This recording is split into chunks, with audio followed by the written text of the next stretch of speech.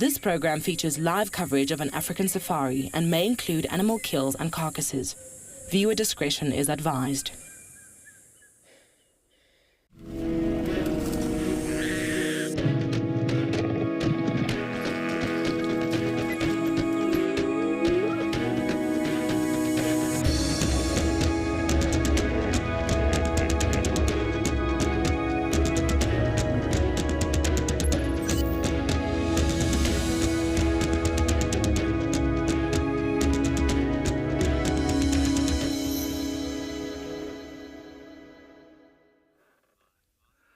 Well, what a wonderful way to start this beautiful, beautiful sunset safari. And we've got a Birchall starling busy hunting some ants around the area, but yeah, it's difficult to see exactly what it's going for. But yeah, it's a beautiful afternoon here at the Djuma Private Game Reserve, of course, in the world-renowned Sabi Sand, South Africa. Good afternoon, everybody. My name is Cedric, and behind the camera with me here on Rusty, we've got Gert. So thanks for joining. It's a beautiful afternoon. There's a bit of clouds, but at least there is sun. That's the main thing. It is heating up a little bit, more so now compared to this morning. And I'm hoping it's going to be a wonderful, wonderful drive. But as you can see, it's a live and interactive show. So if anybody's got any comments or questions, even suggestions that you want to send through to us, and if you are watching on the WildEarth website or the WildEarth app, make sure that you do register so you can send them through. Joining us this afternoon on our safari, we've got on Wendy, Lauren and Owen. At Madikwe, we've got Trishala and Lloyd. At Pridelands, Chris and BK. And welcome back, Chris. And all the way down in Amakala in the Eastern Cape, Ralph and Morgan. So yes, we are very much rearing to get out here this afternoon. I'm hoping to get some amazing sightings for everybody. So I think while we're at it, let's head towards the dam. We're at Gowrie Dam, so let's turn around. Unfortunately, our Birchall starling has decided to run off into the grass. So let's turn around. Let's turn around.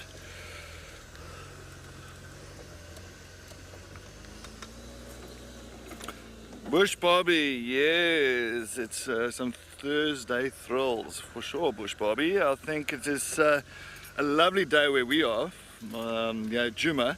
As I said, you can see the sun is shining. Got my shorts on, short sleeve, not short sleeve, but long sleeve that's been rolled up. And yeah, it looks like it's going to be a great day, a great afternoon. And I think just what's going to make it even greater is if we can find some beautiful cats for everybody today. Maybe herds of buffalo, elephants, get some giraffe, some nice birds. Good way to start already with the Birchall starling that decided to run off from us. But that's fine. Alright, I'm coming up to Gowrie Dam.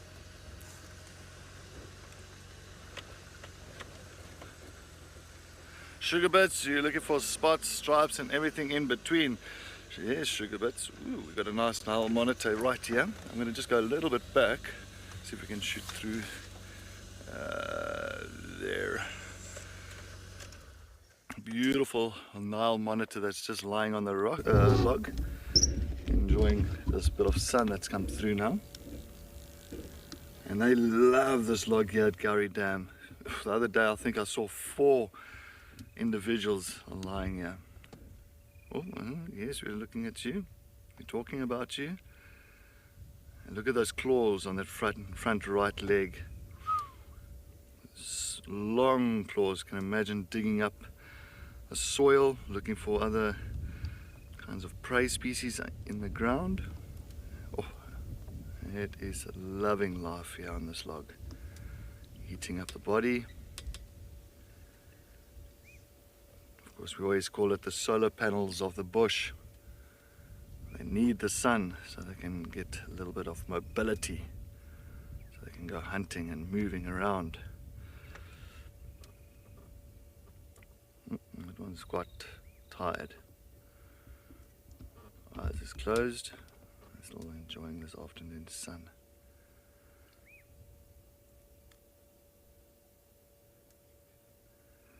But yes, while we sit here with this beautiful Nile monitor and watching the sun bounce off its body, let's go and take a look at the the weather today.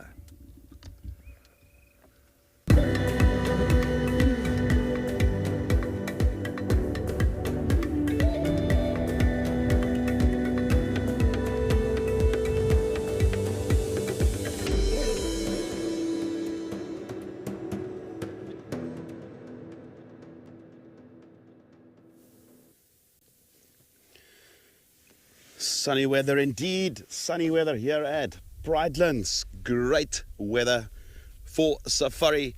We could not have asked for any better. And we also started off with an elephant right on the dam wall. Hi everybody, I'm back after a little short break. My name is Chris, and with me on Camops, none other than BK, Uhuru, reunited as Team A. That will be disputed, I believe. Anyway, elephant right here at the dam in the central parts of the conservancy. Right here at Pridelands, and this is Ndlovu Dam, which is in fact the dam where our camp is situated, which is just to our right. And he was just about to disappear. Right, plan-wise, this afternoon we're just going to drive around from waterhole to waterhole, hoping to get some more elephants. There's also been reports this morning of a herd of buffalo, which I would also like to target. And they went south from where we are, towards the hillside in the south of the conservancy. And we're going to basically now head that way, see if we can't get any fresh prints of the buffaloes, and then find them, and then obviously enjoy them. And you never know, maybe there might be some lions trailing them. Sometimes it does happen. Alright, so I'm back, as I said, for about 12 days.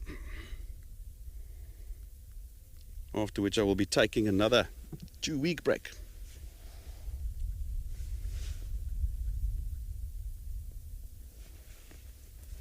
Good afternoon, Darren. Welcome back. Mr. Erasmus, Darren says. Thank you, Darren, and welcome aboard. It's great to be back, even though it was a very short little break. And wasn't really much of a break. I was still busy. But no, it's nice to be back. And obviously weather-wise, this is perfect stuff. Right, so camp is right over there. Buffalo is heading in that direction, over the hill there. Then there's a bit of a valley, and then another sort of dolerite outcrop. And that's where we want to be heading towards, to try and find the buffalo, which is objective 1 for this afternoon sunset safari. And then obviously, depending what's the outcome there, we will then divert and perhaps head a bit further northwest towards Leopard Dam and see what is around there. But waterholes, not a bad idea. It is a warm day, warmer than usual, especially after the cold front that we've experienced the last couple of days. It brought some freezing weather. Jennifer says, really hope that elephants are going to have a swim. All right, we got their monkey. There is a vervet monkey. It's also going to disappear. We don't have a lot of monkeys out here. We do see them, but they're not in numbers. Same with our baboons. Very, very few baboons here. There's one troop that likes to sleep on the power lines that dissects the property. Very resourceful, using a man-made structure to sleep on. Because a leopard can't climb up there.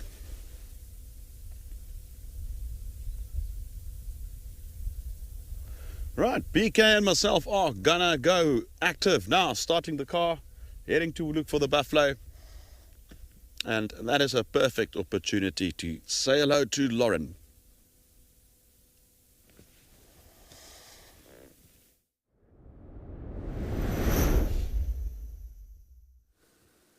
Good afternoon, everyone. Good afternoon. Yes, it is that time of day. We're starting safari. My name is Lauren, and the cheese master Owen Dell is on camera. Yes, he does have cheese with him. We have just found really fresh lion tracks that were not there this morning, and they're really, really fresh. So these lions have come all the way down from the north during the gap in between game drives. So we're actually just working, didn't expect to find them, and we're now just working the area really slowly to see. They came into this block, so now we need to see, do they pop out?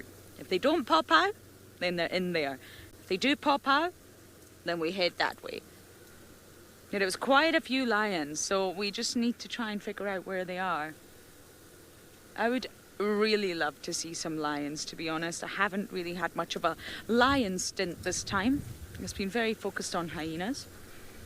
But I always find each stint that I do is slightly focused on something else. Sometimes you have a really leopard stint, a really insect stint, a really lion stint, and this one is definitely...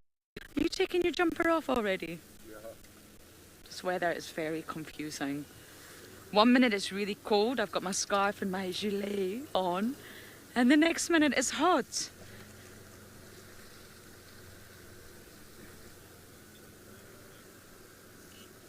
Oscar, I'm not sure. I am not sure I want an oh my word type of afternoon. I've had my oh my word moment, it just wasn't live. The Talamatis and Darkmane during my run. How about this?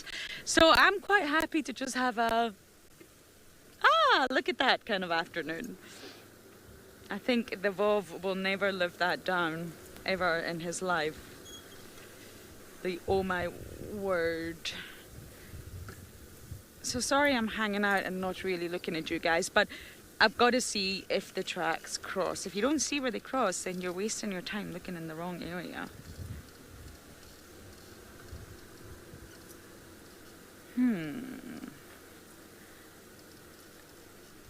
I really didn't see them on. I think we're going to look back around. Owen's now a qualified guide, so he helps me with tracking, which is awesome because I'm really short. And it's really hard for me to see over the bonnet. I can see out here, no problem. But on the other side it's very difficult. So luckily I've got a team member who can hang off the other side and look at tracks. I really hope that we get lucky and find some lions today.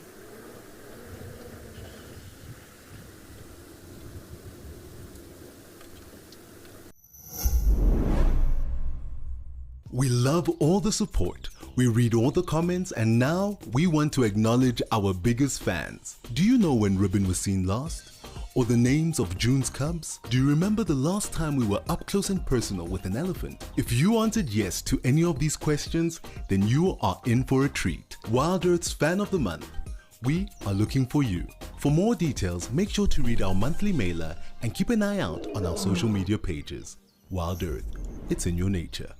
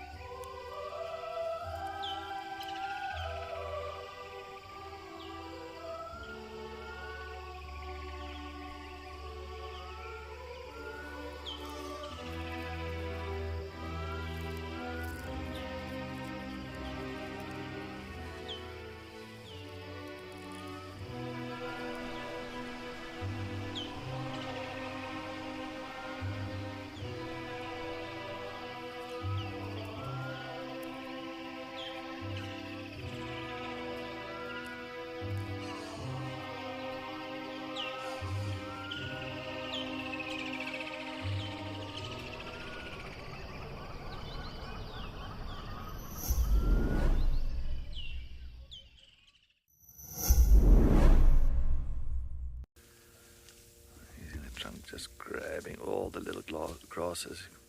Not as much as the older ones grab with their trunks. No, the one's like, no, let me go back to mom. Looks like she's got a good idea there. She's pretty much tucked in there under a guarri bush.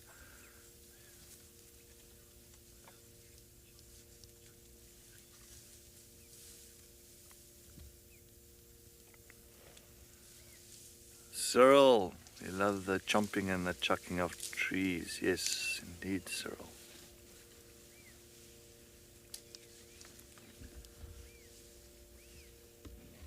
Oh, but she's a beautiful female.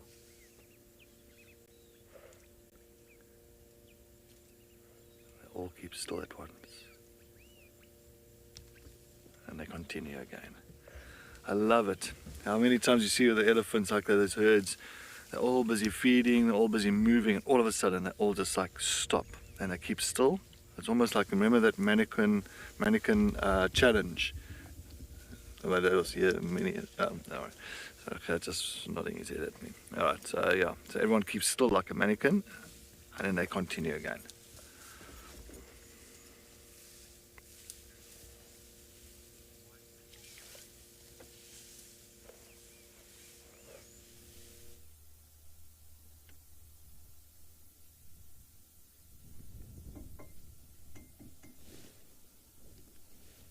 Hello everybody, good afternoon and welcome to the Sunset Safari, where we're coming to you live from the Amakhala Game Reserve down in the Eastern Cape. And what a wonderful view we have with this red hartebeest looking down into the Bushman's River Basin. It's sunny, it is however a little bit windy, but that's not going to deter us. My name's Ralph Kirsten and on the camera I've got Morgan. Yes, that is my trusty wingman's thumb. Welcome aboard the greatest and largest game drive in the world. And as always, please don't forget that this is a live and interactive experience. We'd love for you to send through your questions and your comments. And you can do that by registering on the WildEarth website. So our plan for today, we are actually on the top of the ridge here, heading down towards the Carnarvondale section of the park. We're going to go and look for Pumulela and her 4 new little cubbies.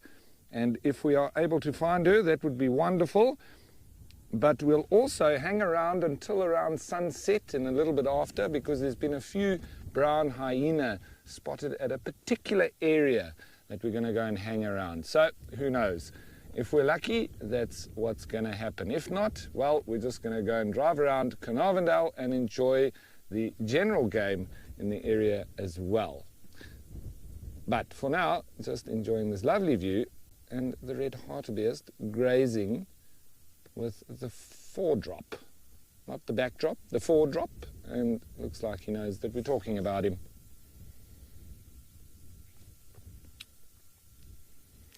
Henky, thanks for your comment and thanks for jumping on board. Yes, the Sunset Safari is now underway. What does the bush have in store for us? We never know, and we always see something new, something different every time we go out. So I'm excited to be out, and I'm excited that the sun is out and the clouds are gone. That is good news for us and good news for the wildlife as well, because they've been spending a lot of energy keeping warm over these last few days, and it seems that cold front has now disappeared, and so that's wonderful news. As I think this hartebeest is just going to the toilet. It is a bull. Maybe he's just dropping there in a midden.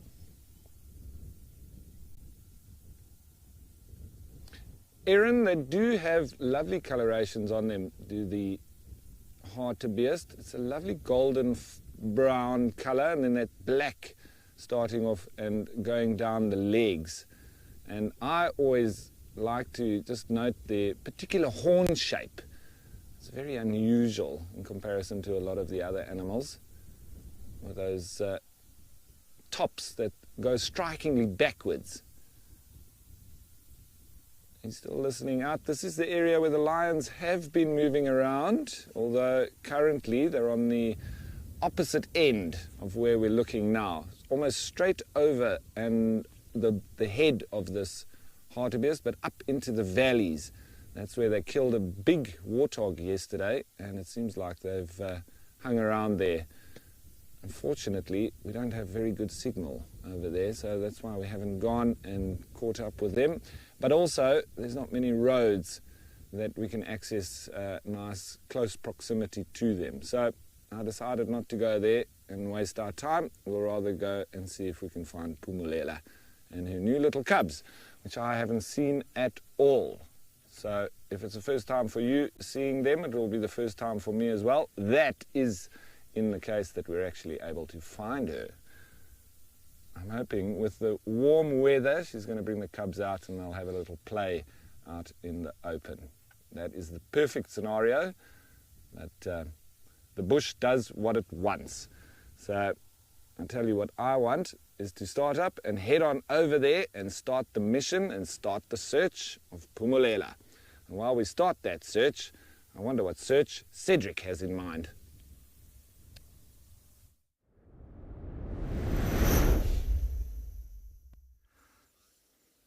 Nice, Ralph. Good luck on those cheetah cubs. I'm really crossing fingers that you do get to see them. And we're still sitting here, we're sitting with these beautiful elephants just coming past that big jackalberry tree. I'm sure a lot of you know that jackalberry tree. This big jackalberry tree in the background was, of course, a tree where Marips, a young male leopard, has been seen a few times. He's even hoisted a kudu up into this tree, as well as a tlalamba, the female leopard. That's where we saw tlalamba's the last time we saw tlalamba's cubs. But look at these elephants just moving, and they've got this little one. Yes, Mom. He wants to maybe suckle again. Want some milk? No. You see how she puts that front left foot, so she's doing the wrong side. Yeah, she wants to drink from the right there. No. Oh, there, put the right forward. There we go. Oh, she wants to sit. Ooh, ooh. Yeah.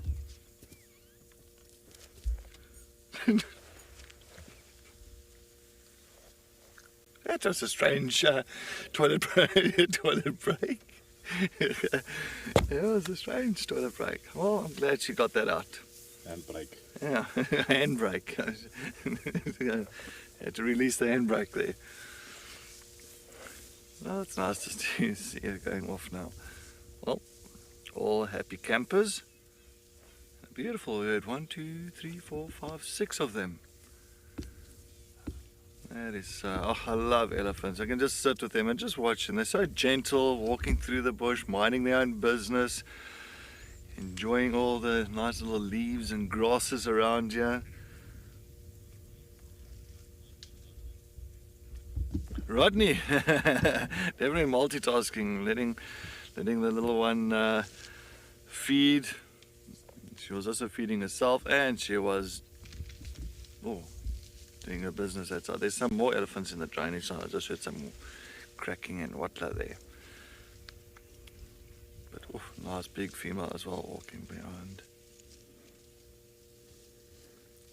Of course, now this family unit now all put their trust and their faith in a female, of course, a matriarch, usually the oldest or the experienced one, and then they just put their trust in her, lead them to the next water hole, or maybe a drink later on. Might go down to Gowrie Dam. I'm sure they're heading into that direction. But yes. Anyway, while we are going to sit here, let's head over to Pridelands as Chris is still on the buffalo search.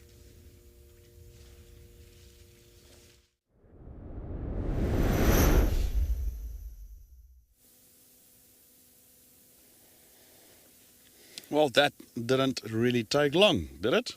Good afternoon, everybody. There goes my GAN drive radar. I always do this. I always forget to tone it down. Sorry about that. It's a necessary tool for safari. And yeah, the herd of buffalo is sleeping here. They're quite widespread here. Just a couple of the young ones looking at us. BK basically showed me exactly where they left them this morning. We got there. It took us about 10 minutes from there to track them down using their tracks. Nice. Probably spend a bit of time here.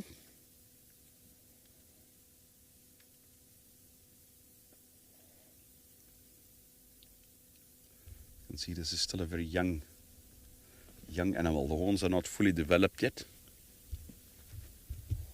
There's a couple of bigger ones in the back lying down there.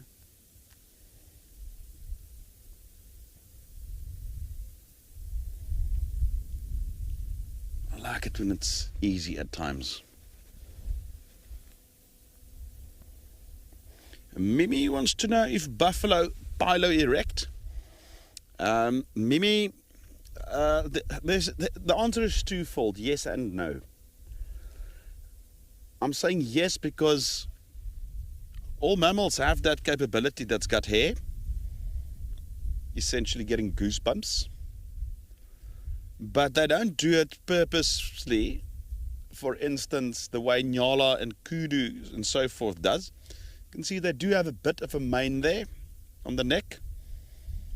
But also look at the general hair cover. Short hair, much less dense than a lot of the other antelope. And they're also a very big creature. So therefore, a bigger animal has a smaller surface area in terms of skin surface as opposed to the body than smaller animals. So for them it's not necessarily to try and stay warm, it's more how to get rid of heat. That's why we often see them mud wallowing, going into water. So there's not much of a need to piloerect in order to,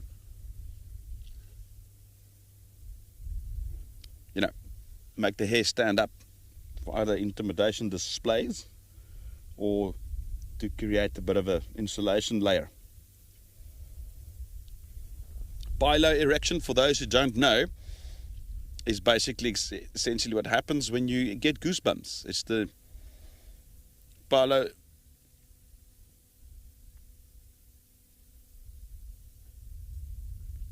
I've got a question from Disco, and I'll get back to the piloerection now. How do we know where a buffalo herd has their home range? Disco, it's mainly observation. So for us it would be observing where we find them, plotting it down on a map, getting information from neighboring properties as to how far a herd like this will go.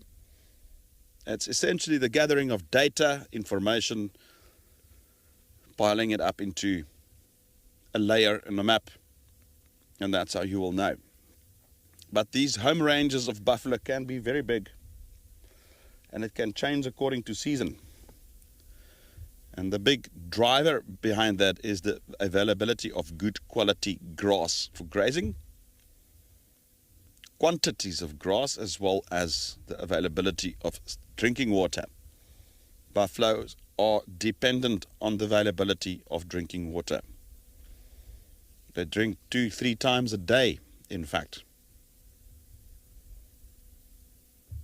They need a lot of water, and the reason being, as a ruminant or an animal that chew the cud like a cow, they have a rather big stomach, the first stomach, the rumen, and these guys also are what we refer to as bulk grazers. So they eat enormous amounts of grass, and the whole process of ruminating needs a lot of water in the big rumen to continue. So therefore their water needs are quite high. Coming back to piloerection earlier, so basically in the follicle there's a muscle, small tiny little muscle that can erect the hair.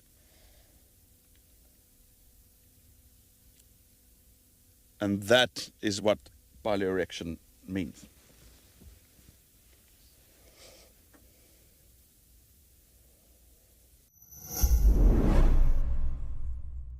Are you yearning for a private virtual WildEarth safari adventure with our naturalists and crew? We have got you covered.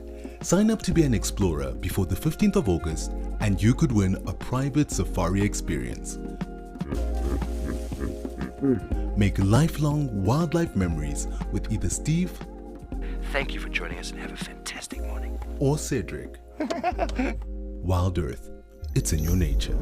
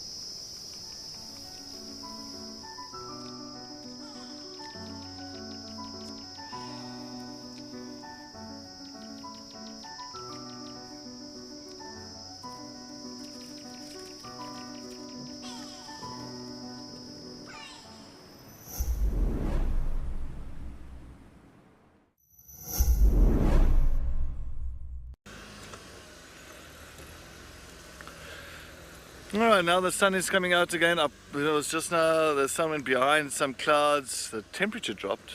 So I put my fleece on and now all of a sudden the sun is out again and I'm getting hot. I don't know what to do. Fleece on, fleece off. Fleece on, fleece off. I'll just keep it on. That's alright. Alright, now I'm on the other south. I'm now next to one of the drainage lines. So I've got a good feeling for this afternoon. For some reason I've got a very good feeling. And I'm just bumbling very slowly. See, my feeling is good. So I just thought I saw leopard tracks there. Yeah, so I feel that this afternoon is going to be a good afternoon. I think we're going to have good sightings. I'm looking around, especially that the sun is coming out and it's nice and warm. Well, not warm, but it's nice and warmish. Oh. Joshua, I would love to spend some time with a leopard this afternoon. Trust me, Joshua, trust me. It would be perfect. So I am putting my head down to it. I am looking up at every single tree, going along these drainage lines. Maybe we're going to be lucky with the Tlalamba around this area. So I didn't see any leopard tracks this morning. Nothing, nada. So that's why I'm trying to work this area very slowly. I know that no one did this road this morning, so I thought maybe just come along here and take a look. Just take a look. But I'm just happy that I got to see again Shidulu and the cub. See that they had a beautiful clip of the two of them from the west, so it's nice to see that they both are doing very well. Of course, Shidulu, that female leopard, that had a little bit of an injury on her left leg, but it seems like it's healing nicely. And as well, I said to everybody that this morning I spoke about that wild dog, the Ottawa, the sandpack, and they had like a white puppy or pup in the litter. That situation comes from Botswana, not South Africa, Botswana. Okay, just yeah. As I said, I was going to follow up on that. I had to double check on the sources, the information, and that's from Botswana, not South Africa. But it would have been nice to see a white puppy, wild dog pup. That would have been fantastic. Wow. Wow, wow, wow. Oh well, it's fine. We'll find the wild dogs sooner or later with their little pups coming this side. I'm not too sure how many they've had, the Ottawa and the sandpack, or the Ottawa sandpack. I'm not too sure. I haven't got that information yet.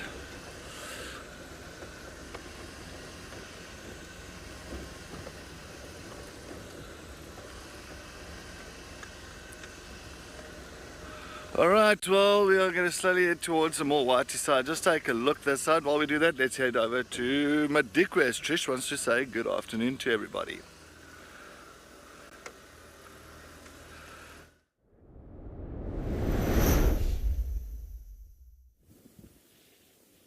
Hello, good afternoon. Welcome to Madikwe. We are looking at some giraffe, one really dark bull there. And I know it's lovely to look at giraffe, but it's probably not the best. It's just dashed our hopes. Hi everyone, Trishala here and Lloyd as well. So this particular block, this was the area that the lions were last seen in this morning. At least the last update that we got was in this block. So seeing about 5 giraffe kind of walk right through the block diagonally, very casually, without a care in the world, though beautiful. It's definitely not giving us any hope for lions. Now, on the other side of this block is a concession, so an area that is the lodges area. Not all lodges have them, but some of them do, and I don't have permission to go in there. So we're going to do another loop of this block, see if we can see any tracks maybe coming out, maybe back towards this side, so that we can have a look, because Lloyd really, really needs to see a lion. Hi Maya, you say it's great being on safari today. It is great being on safari today, and even though I know you're not here in person to join me, I feel like you are. I feel like you're all in the back of my game drive vehicle, and that's the best part. You get to be out on safari and in the wild without having to leave home.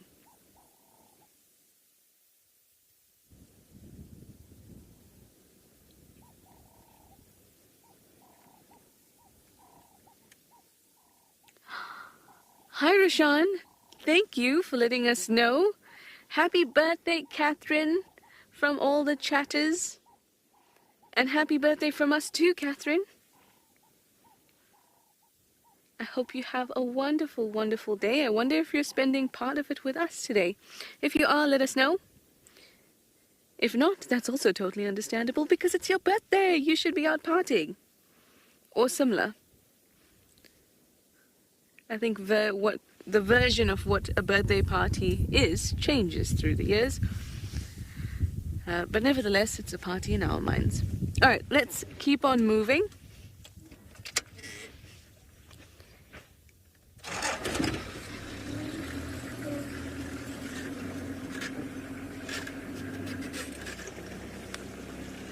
At least it's nice and open in this block, so we can at least see a little bit. And it's a little sandy, which means that tracks are not that difficult to find. Hopefully I could actually find some though.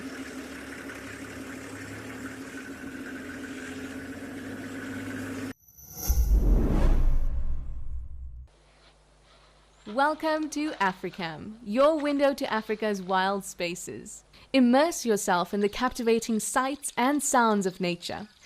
With our high-definition cameras, you'll feel like you're right there, in the heart of the action, where every moment is a surprise waiting to unfold.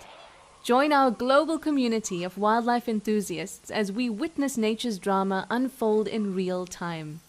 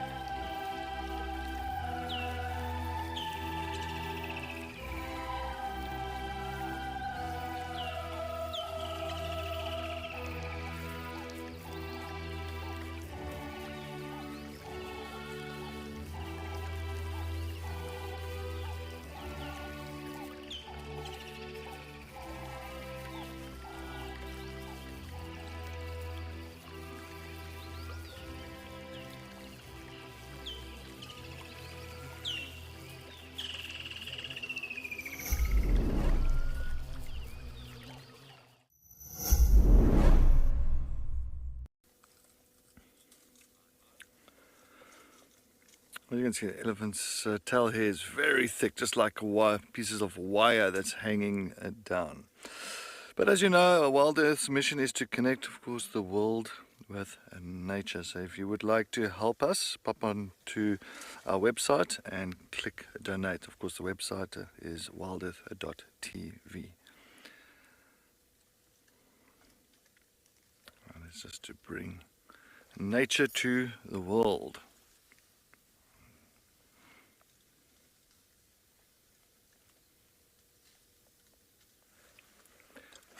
standing. It's busy eating on a bush. Can't see exactly. Looks like a spike thorn. Good old, looks like a red spike thorn or a common spike thorn. Just by the height, it's more of a common spike thorn that this female elephant is busy feeding. Oh, there's some elephants coming behind Gert as well. There's a lot of elephants today. Lovely. I'd actually love to know where Lauren's got those lion tracks as well, so maybe I can go and give her a hand, but I'll let her be, and holding thumbs and crossing fingers that she finds those lions.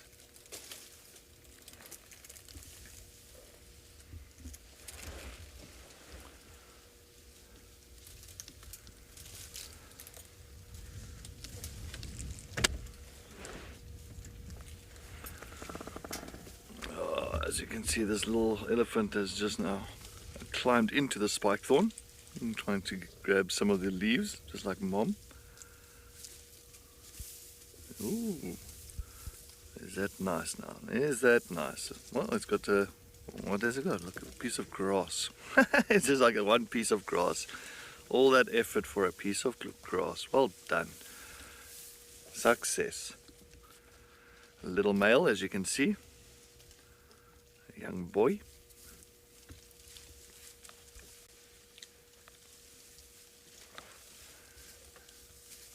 And quite a few of them around here. Oh, I'm just hearing a lot of branches and bushes breaking around us. Maybe a good 10 or 15 of them. So, Nathan, no, they don't do allo suckling. So if it's not their calf, they won't allow it to suckle from their teat. Only their calves. And you don't get too many animals that do allo suckling. If you're looking at the lions, so the female lions, with their cubs, they allow each other's cubs to suckle from one another, so, or suckle from the females, from the auntie or from the mom, or vice versa. But elephants, nope. And their calf, the elephant's calf can suckle up to about 5 years. So until 5 years old, they'll suckle from mom.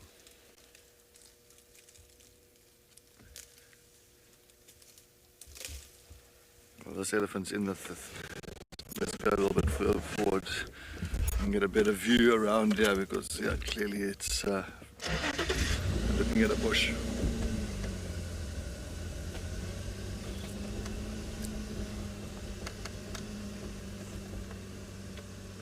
Alright, well, we're going to sit here with this young male elephant. Let's head over to Chris and his buffalo.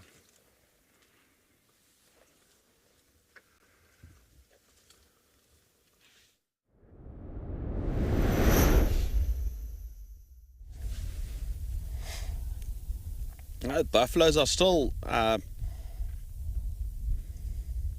lying down a little bit, which is expected. They'll probably start moving kind of like around, I would say, probably in the next hour or so. They're happily just resting. And you'll find quite a bit of variance seasonally. So during the wet season, when green grass is in abundance, you find they rest even longer periods during the day. It is essentially very hot then as well. But the reason is not only about temperature, it's also the fact that the grass is of such good quality and so available that they very quickly fill up the rumen, the big stomach, and then they spend more time ruminating. As we head into dry season, the grass starts losing its nutritional value and it dries out, which means they have to eat larger quantities of it in order to get the same sustenance.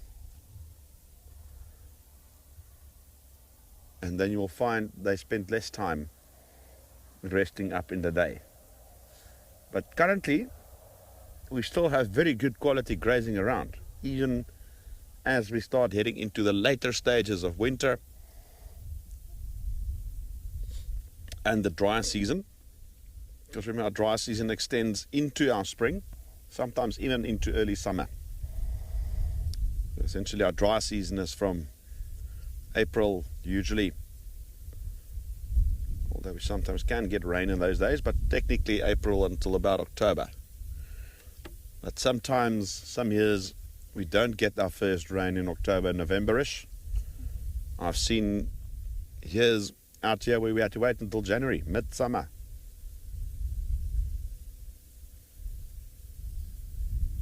Before we had decent rains.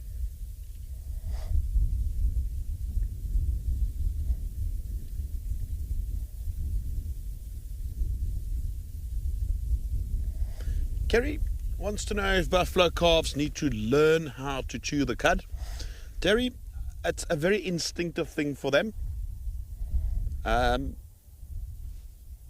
Instinct is a very strong thing with some of these animals. So it's not much about learning. It's a very natural thing. What they do learn from the adults is which grasses to eat and where to find it. So that's what they do learn. But the actual chewing process, the ruminating, it's a very natural thing. It is like a baby that is born and it latches on to the mum and have breast milk.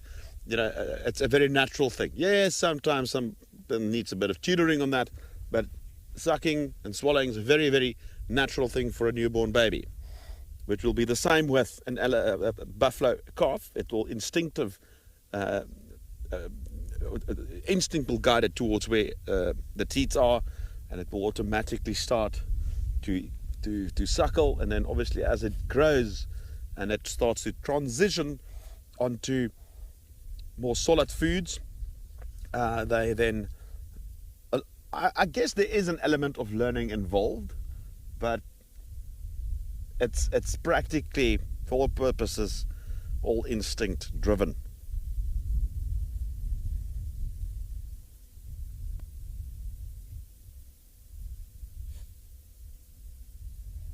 Very, very, very relaxed. And that's what buffalo is about. They're actually very calm animals.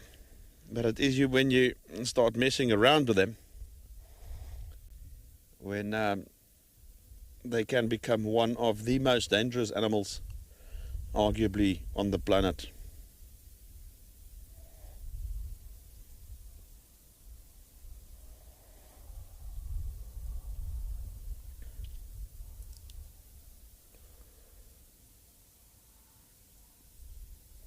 It's a very nice big old bull that we are looking at there, with that pronounced horn basis, referred to as a boss.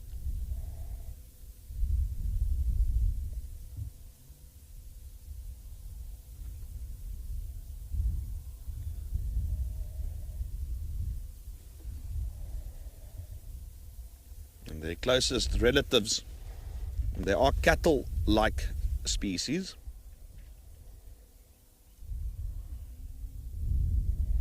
We'll get back to the taxonomy now. Got a question from Morgan asking how many buffalo do we think are here.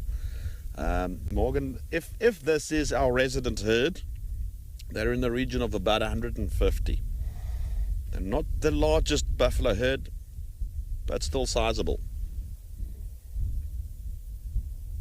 So they are actually more closely related to other buffalo species, or buffalo type animals, such as the American bisons, as opposed to domestic cattle. They are related to domestic cattle, but they are a lot closer to the other buffaloes, musk oxen, and then their closest relative is in fact the Asian water buffalo, which looks similar. They are not the same.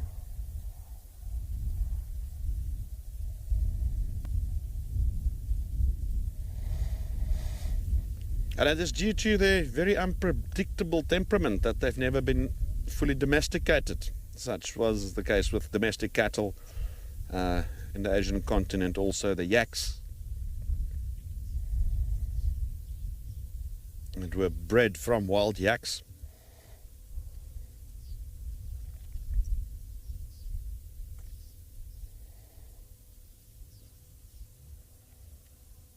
Genetically not close enough to be able to hybridize with domestic cows. But they are very, very similar in build, sounds, and anatomy.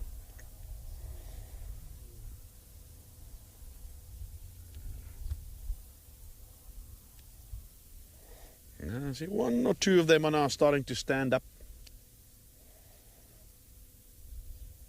And I think what they'll very likely do, they'll probably start heading straight north towards the dam where we came from.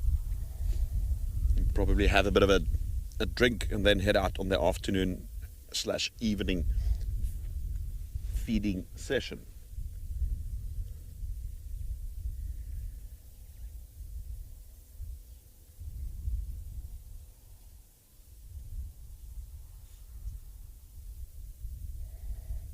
As you can see, it's a very crisp, light afternoon, very comfortable.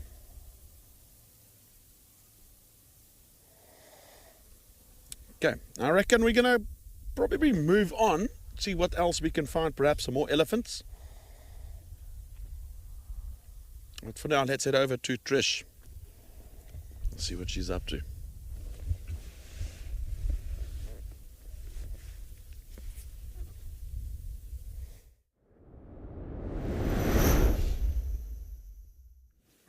There are so many little giraffes here. There's about 4 or 5 calves in a little nursery. Look at you. Oh, yeah.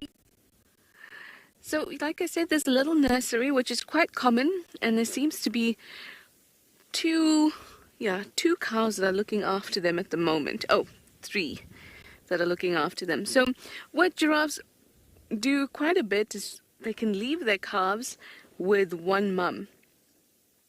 And sometimes you end up thinking that, goodness, has this giraffe got twins? Which is super rare. And then you see that it's actually the mum. Oh, I'm just going to poke my nose in here because one is suckling. Let's see if we can do it. Oh, it's too sandy. I don't know if you can get it. Yeah? One suckling. Oh, they're all suckling, actually. So what ends up happening after they meet up with their mum again, so they've been in this nursery on the other side of the road, about 5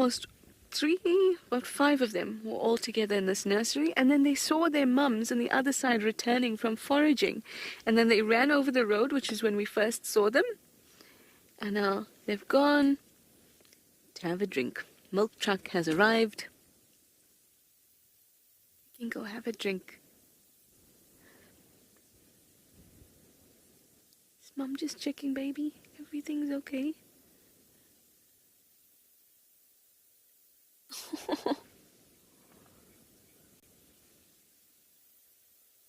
Hi, John. You'd like to know if there's a specific season when giraffes have calves? What is going on there? Oh, there we go. A bull has come in and caused some trouble. No, there isn't a specific season. They can breed year-round, just like elephants.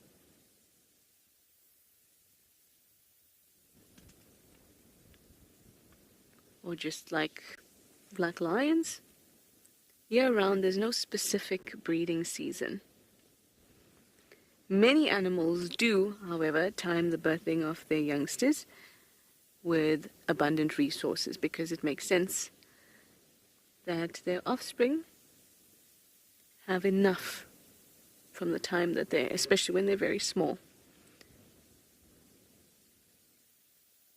But also for the mother, if the mother has a lot of resources around her, for example, there are lots of trees from which she can feed, that means that she can also continue to produce really nutrient and, well, mostly fat and protein-rich milk. If the resources are less abundant, it could mean that that quality drops. And then when the youngster starts to eat foliage, then that is of a lower quality too. So many animals do time the birthing of their calves towards that rainy season when resources are abundant.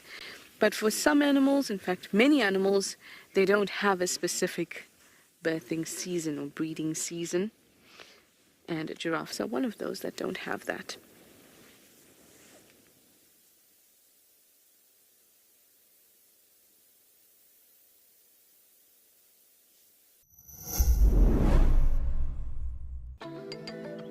Do you sometimes imagine what WildEarth would be like without adverts? A chance to properly immerse yourself in nature without any interruptions.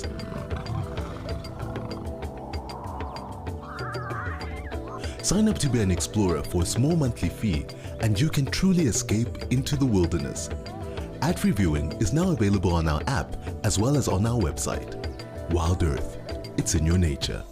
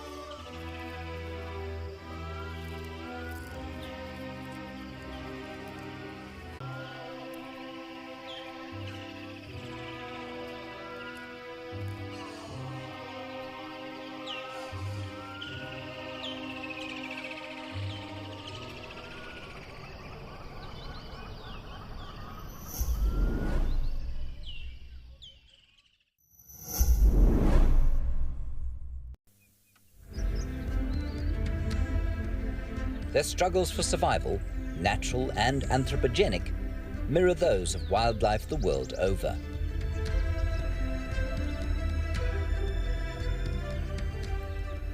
Because they are so beguiling, Africa's mammals have become ambassadors for the Earth's remaining wilderness.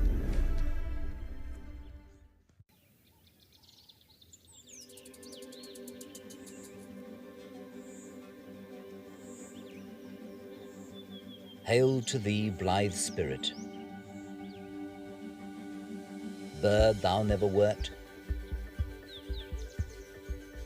that from heaven or near it pourest thy full heart in profuse strains of unpremeditated art.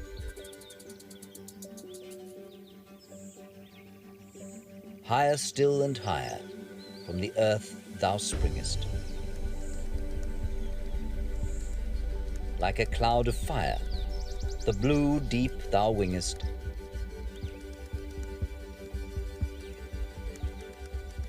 And singing still dost soar, and soaring ever singest.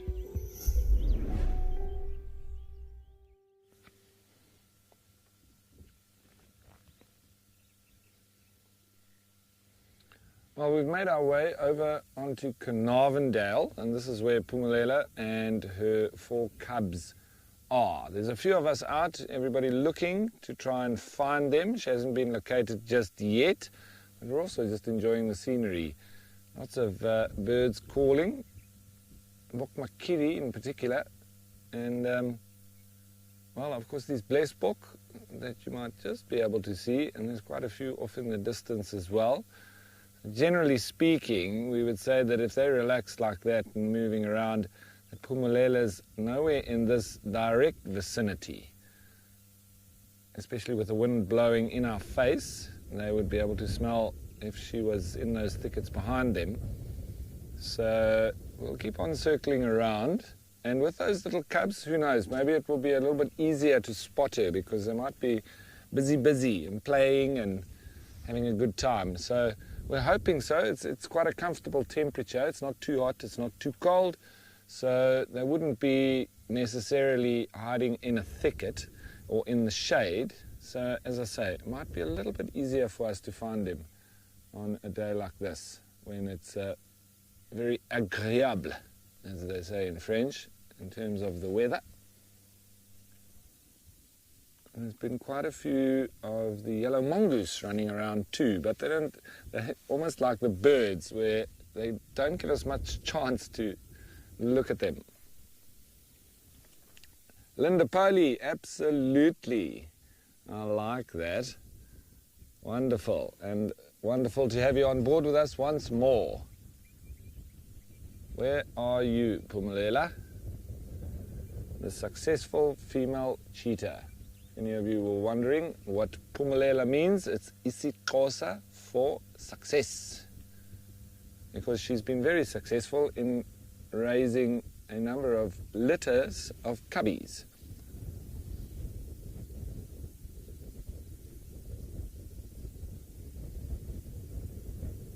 So Jungle Gym, yes, on these private reserves, they will definitely intervene, especially with the cheetah, because this is a conservation project and they are trying to expand the population of the cheetah. So if anything had to happen to Phumelela, they would definitely get involved and they would help the little cubbies.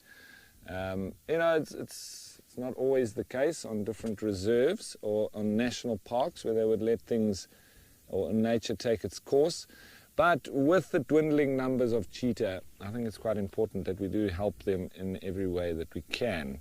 With their habitat diminishing around Africa and them really taking a beating from the other carnivores. You know, in the likes of the Sabi Sands, or in the Kruger, the greater Kruger, in particular areas, there's a lot of big concentration of the big predators. So the cheetah are always looking over their shoulders and they almost are nomadic, where they're just getting chased from spot to spot. So here, at least, they've got a lovely haven. There's no big predators here, except for brown hyena. That might give them a bit of a problem during the evenings, but not so much. And so they do have a much better chance of survival in these particular nature reserves.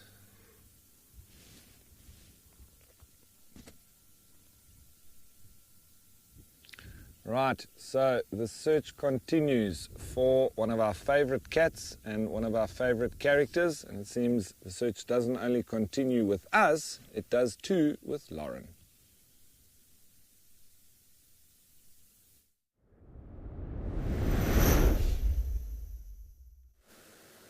Oh, the search is on. We picked up the tracks again. We're right behind them. So whole pride it looks, and Owen and I actually went to visit Polly today. I go for my little coffee down at Polly's house, a little catch up, and the lion tracks are on top of our tracks for when they're on top of our tracks. We came back at 12:30, so that gives you a window of time. We're right behind these animals. They have cut into the block near Gallagher Pan. So if anybody is watching the dam cam, keep your eyes open. They could move that way.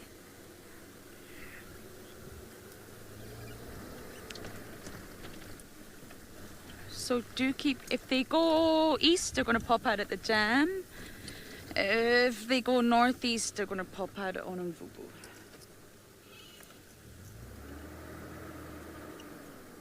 It's amazing. These roads were driven this morning and nothing. Yeah, I see them.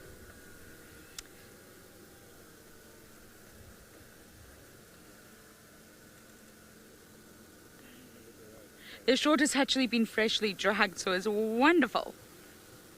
Oh, I'm sorry, I'm going to have to do what Owen does. I'm going to take my scarf off as it's getting hot, but I believe Cedric has found a giraffe in the Mawati.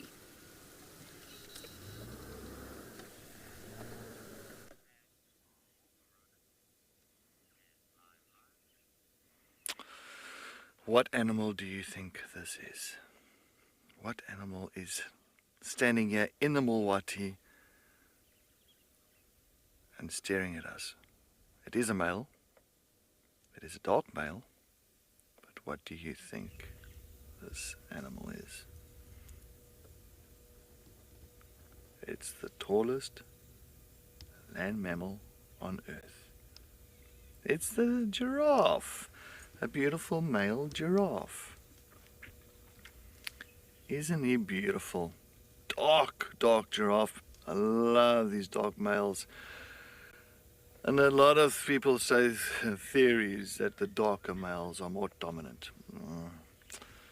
I've seen lighter males being more dominant over darker males. So I don't really put that theory down. It's the same as lions. So dark-maned lions are more dominant than light-maned lions. Nah, I've seen the opposite as well. But it's all genetics. Oh, look at that tongue. All genetics. All depends on the genes. But you see that beautiful purple tongue that's coming out there. Long tongue, around about 27 centimeters it stretches out from its mouth, wrapping around some of the branches and stripping off all the leaves. But they do prefer a lot of thorn trees, very thorny trees. They enjoy the leaves, very palatable to the giraffe. But unfortunately is something. Let's go a little bit back. He is hiding now behind a bush. Alright. Let's alright, let me know, Hat. You're good there. Alright.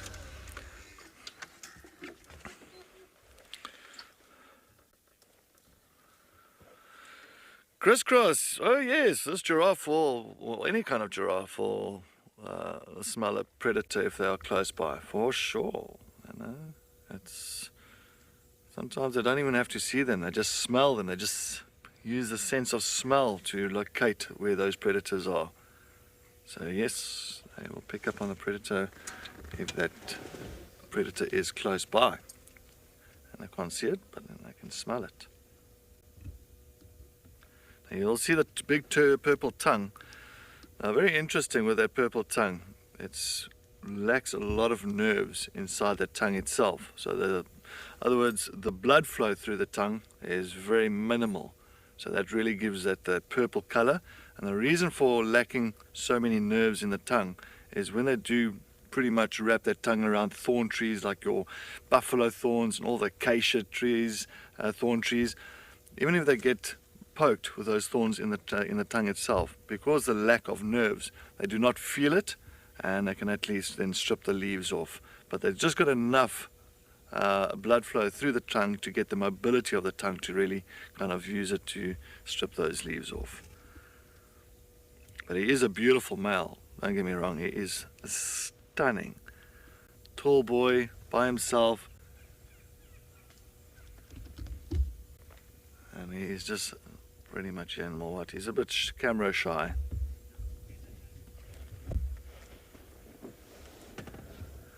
Bryce or Rice? Bryce. I'm going to go with Bryce. Bryce, the weather doesn't have any influence on giraffes being on Djuma. It's just by chance they're coming through this area. So yeah, Bryce, I think it's throughout the entire park, it's the same. You know, remember, they haven't got a set territory. They've got home ranges, so they'll pretty much wander through the entire park without really being set in one specific area. It is just by chance that we're getting so many nice giraffes coming through now, just following, just like a bit of a wave.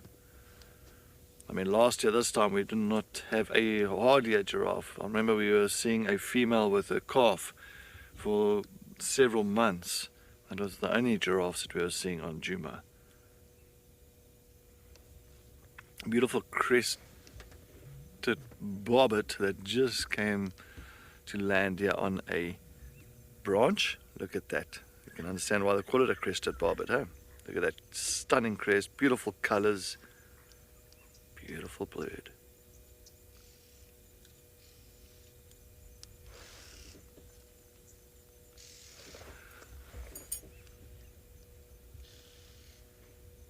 A lot of watling here in front of me. Maybe I think there might be more elephants around here.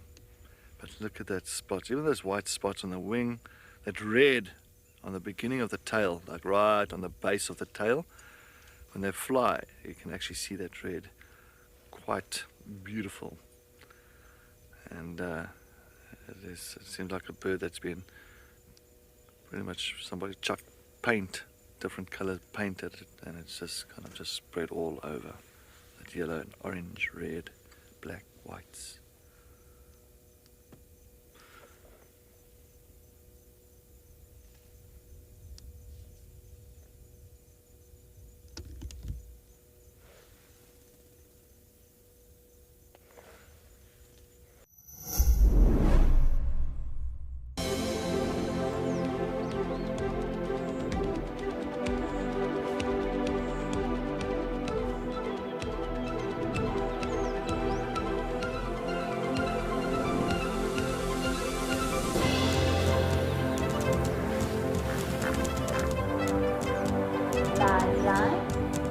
Those sounds just go straight through you.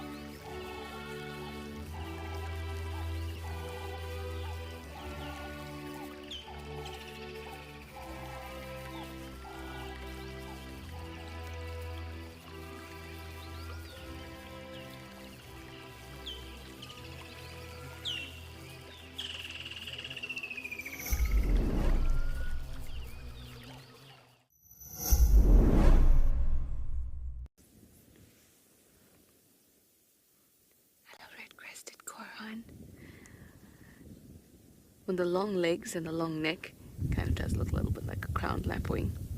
Just a much, much, much larger version. Can you imagine if the red-crested quorn would parasitize, like be a brood parasite of crowned lapwing? How funny that would be.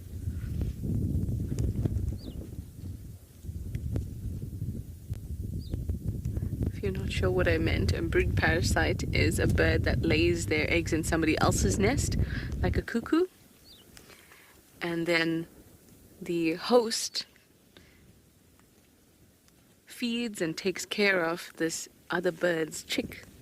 And you know, eventually the chick starts to look really different to the rest of the little ones, and it can be quite a sight, especially when you see them flying together and you think, whoa, that one looks really big. Oh, are you about to call for us, Mr. Red-crested quorn? When he pulled his neck back like that, I thought he was going to call for us, but no.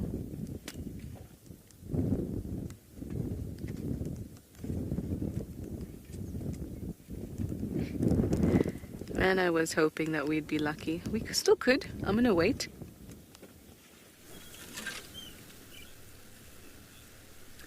We can see where the line tracks cut off into the block.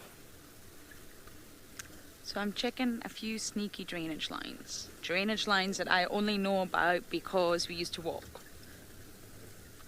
You really get to know a property when you walk the property. This is a drainage line we always used to track Tingana, Hosanna, even Tandy back in the day, before she sort of shifted a little bit east. It's a gorgeous drainage line, actually. it's pretty drivable to an extent. We might end up in there. You've got to know all the little secret tracks and two tracks and animal pathways, and you learn that from walking.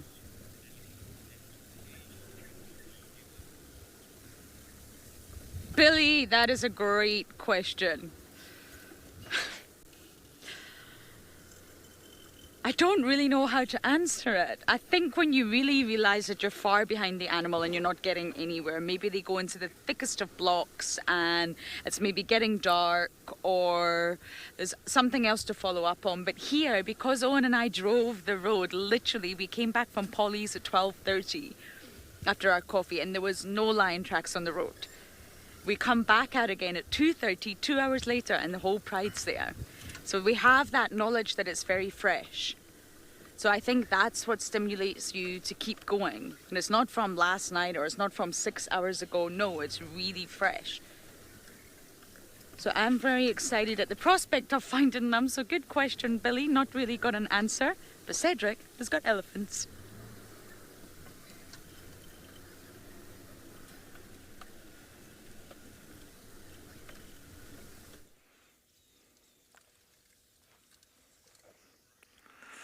Thank you, Lauren. Good luck on the tracking. Never give up on tracking. I always say perseverance, perseverance, perseverance with tracking. Always pays off. Or even if it doesn't pay off, at least you know that you've given it your all. Once again, we've just bumped into another herd of elephants. Third herd for the afternoon. How is that? And a little youngster there with his little tusks just coming out, sort of peering out there. Little one behind them, and Mommy Dearest is making her way towards the drainage line. Oh, chase the bird, chase the bird. That's it. The bird didn't do much to you, but anyway, chase it. Oh, I love those youngsters. They are always so much character, so much character. Where are you now? You better. Let me see that little one come running out here now, trying to catch up to Mom. Where are you? Where are you? Here he comes. Slowly but surely making his way out. You just see a little head appearing. Here he comes. Not a big herd, there's about 5, 6, 7 of them.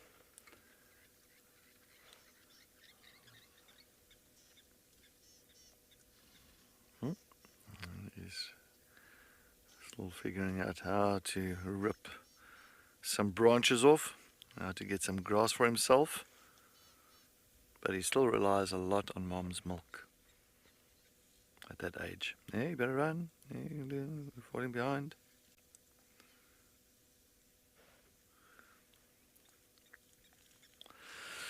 Oh, Drew, I haven't seen them avoid too much. They're not really picky feeders. You must understand they have to eat quite a bit, about at least 5% of their body weight. So maybe like poison apple. Of course, you've got the poison apple, maybe the fruit of a poison apple, maybe the leaves of a poison apple. Don't think it's a great diet for them. Wild cucumber. I know wild cucumbers is another thing. I've seen them eating the leaves of the wild cucumber, but not the fruit itself. And I think that's quite toxic. So that could be the thing. But other than that, yeah, I'm not too sure. But anyway, while we are going to continue, let's head over to Trisha. She's got an unusual squirrel.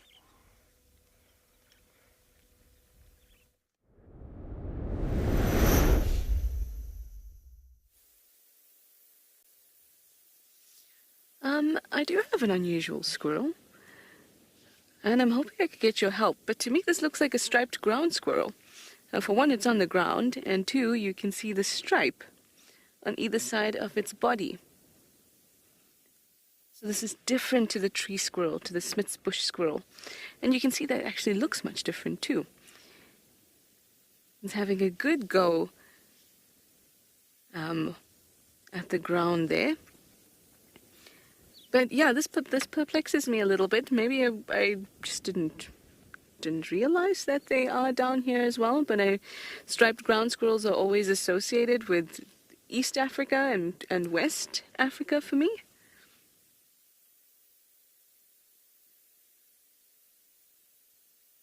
But there are, at least I know there are many subspecies of striped ground squirrels. So maybe this is one of the subspecies.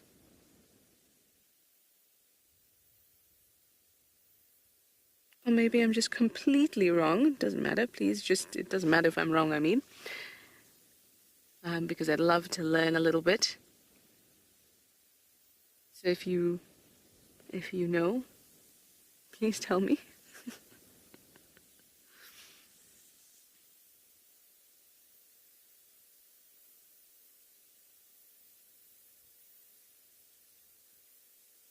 The striped ground squirrels, if this is one, definitely looks like one to me.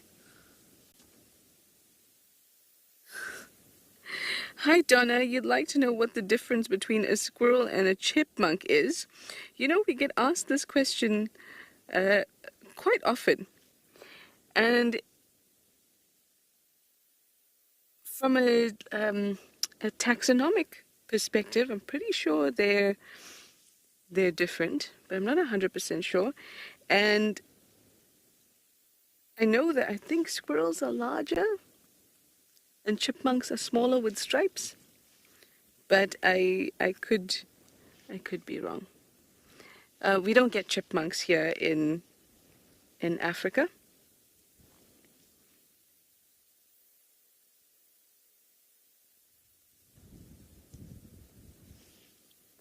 We only know them as squirrels.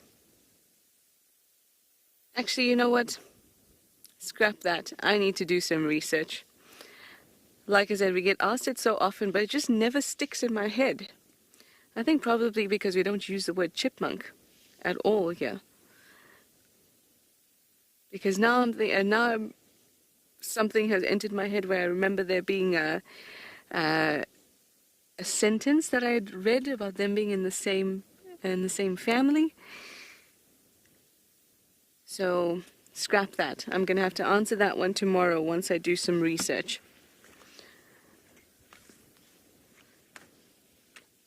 I'm sorry, I want to have another look at that squirrel. Hopefully it sticks around. It was really, really relaxed.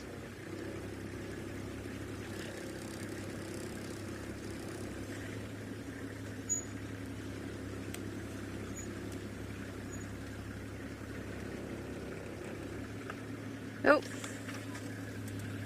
I took a chance.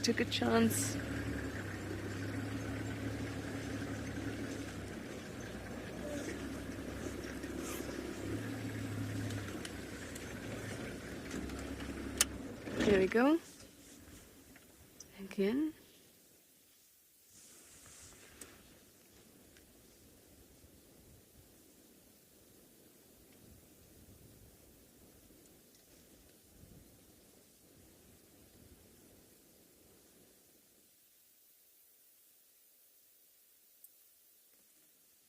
Yeah, you're quite cute. Oh, thanks, Catherine. I got super excited, so it's just that, I mean, not that it's anything sad, or I don't need to be sad about it, but I got super excited, but it's just a plain old South African ground squirrel. Thank you, Catherine.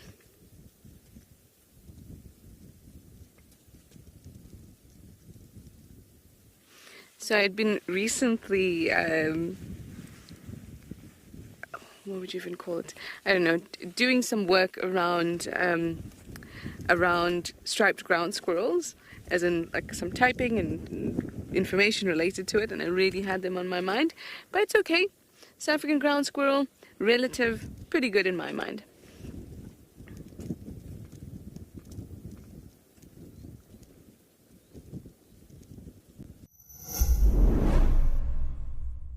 Do you love relaxing at a waterhole with the sights and sounds of Africa all around you? Well, we have some really exciting news for you. From August 1st, Africam is joining forces with WildEarth to bring the majesty of Africa right into your living room with 9 incredible new waterhole cameras from across South Africa and Kenya. Get ready to embark on a new journey. This is Live at the Waterhole.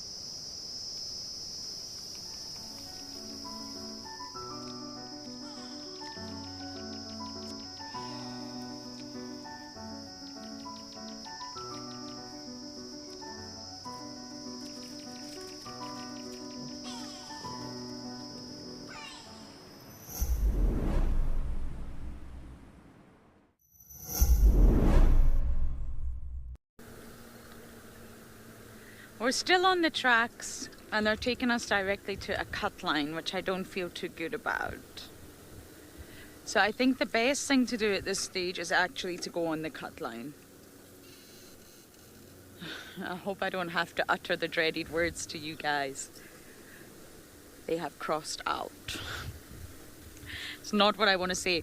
But interestingly enough, they're following the buffalo. But the buffalo dung that is here, has been all over the road, is actually about 1.5 days old. But they're slowly following the buffalo.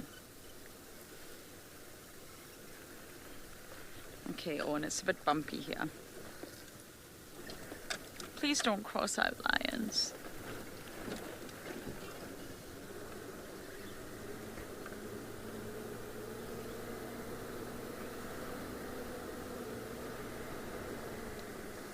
Very relaxed looking impala. Tom, drainage lines are just part of the riverine system. So when you say, oh, there's buffalo dung. God, you guys have been everywhere. So when you say a river, it's actually sometimes a wrong term to use, because when you think about river, you just think of a single river that we can picture in our minds, a flowing, beautiful freshwater river. But actually a river is so much more than a river. There's a whole system at play there.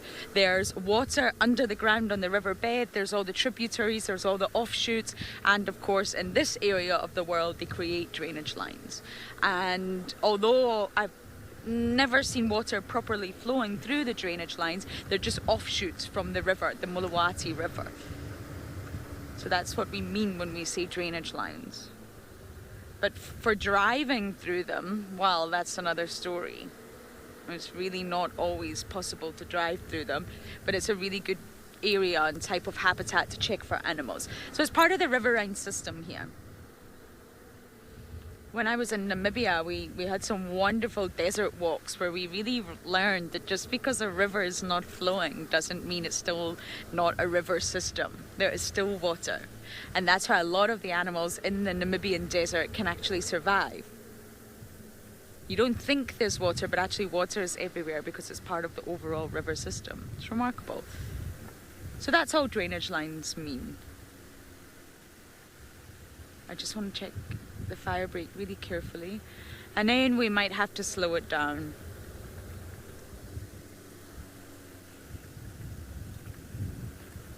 Sorry, I missed that comment there, FC.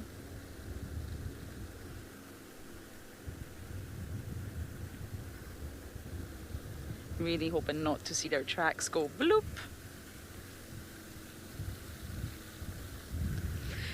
Hector, yes and no. It's amazing, but also not that amazing. You can see that it's not fresh. It's not moist. My mother absolutely hates that word. She will not allow me to say it, but it's not. It's not moist. It's hardened on the outside, and we have also been following the movements of the buffalo. So we do know how the buffalo have been moving through the property. Oh, hello. Okay, you're not lions, but you are beautiful. Let's say hello. It seems like everyone's had luck with giraffes today. Owen, can you work with that? Backwards slightly. How's that? So yes, we have been following the buffalo, Victor, which is why we know where they were at which point. But yes, it would have been quite remarkable if I could just look at a pile of dung and know exactly how old it is. But you can tell roughly how fresh it is. These are two young ones. And I discussed earlier this morning about the knobthorns flowering early. I thought that mid-July was pretty early for knobthorns. I know we're in August now, but they started in mid-July. But James did mention that he has the same experience every year. They always start early, and everyone always says, "Ooh, it's too early." So there you go. Maybe it's not too early after all. Maybe there's just been enough water and they're just ready to flower. And I also asked Polly, and apparently everyone has the same experience, but here you have it. This is why the giraffes are around.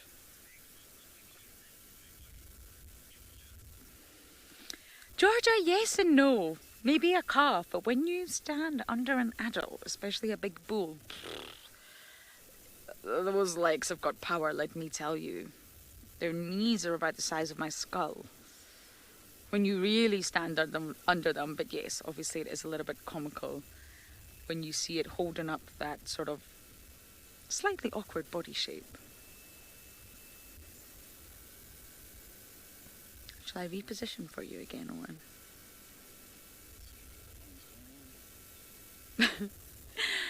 They're not exactly assisting here. Okay, let me see if I can roll back. Oh. How's that?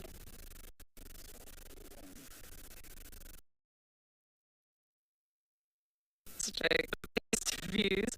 I'm going to do more loops to make sure they're crossed out. I'm going to send you guys over to Cedric at a waterhole.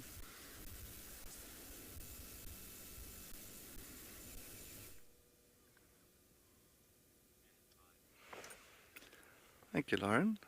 We're just sitting at Treehouse Dam. We've got two Egyptian geese that is floating around on top of the water, paddling back and forth, having a lovely Thursday afternoon paddle.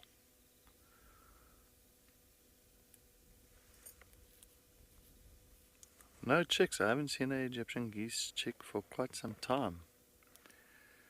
So it'll be nice to see the youngsters. Plus at Treehouse Dam, some of you would remember we used to have that blacksmith lapwings, and we used to have their chicks running around here, around the Treehouse Dam, but I haven't seen a single one this year.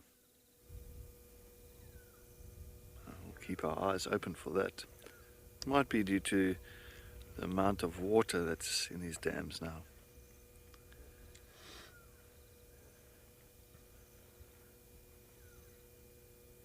Treehouse Dam is still nice and full, but the water is subsiding quite quickly.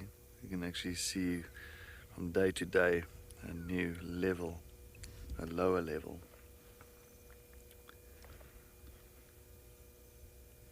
But that's typical for this time of the year. We'll only get our real big rains once again, I think about October, September, October. Ryan, yes, I'm sure they have to hide their eggs from crocodiles. Egyptian geese can even nest up in the trees, so sometimes they will steal other birds' nests, like the hammerkop, or sometimes even from the red-billed buffalo weavers, and they'll actually make a little spot on top and use that. So as long as that crocodile cannot climb a tree, those eggs are very safe from a crocodile's mouth. But if they got an egg on the ground or something, never know. Never know, but I don't think that crocodile will go for any kind of egg around here. Well, luckily these two are very safe. There's no crocodiles here in a treehouse dam.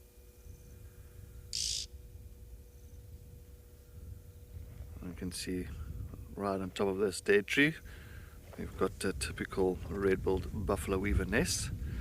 And I'm just taking a look right up top there.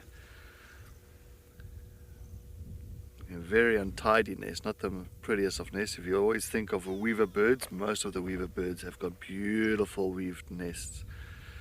But the red-billed buffalo weaver, quite a commune nester, so of course there will be a whole lot of them that will build this big nest together using thorny branches from thorny trees like the knob thorn and from the black monkey thorn. And they'll use those branches to build their nest. And it's all to do with safety, to making sure that there's no easy access for a predator. But look at those clouds. Isn't it a stunning scene? As I say, partly cloudy today. Bit of a greyish look to it as well. But it is still a beautiful afternoon.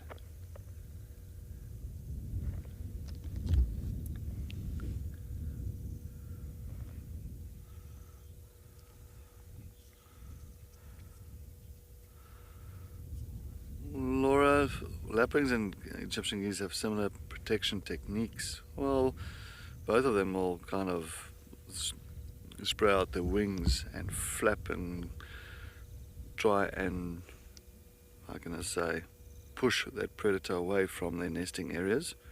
But most birds do that. I think a lapwing as well. Lapwing uses a typical dive bombing style. They'll fly up and they'll dive bomb that prey species that's busy, or the predator species that's coming towards their nest. Egyptian geese, they can also be quite aggressive if you're going to get close to their chicks. I'm sure they're also going to be very protective. But any animal, any bird, any animal, if you've got youngsters, they're all going to try and chase you off somehow. But the lapwing's eggs is well camouflaged. That's one thing, because they pretty much nest all the time on the ground.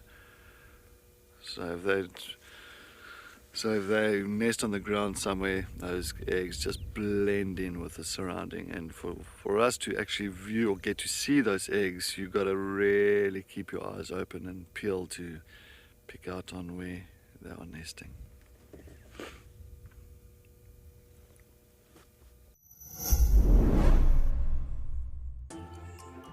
Not everyone gets excited to hear a leopard chuff, spot a pangolin, or see a real impala rut. But if you are wild about the wild, you can become part of a community of like-minded nature lovers and share authentic wildlife experiences with the world. Join the Explorers Club and you will also enjoy the many benefits that come with it too. WildEarth Explorers, it's in your nature.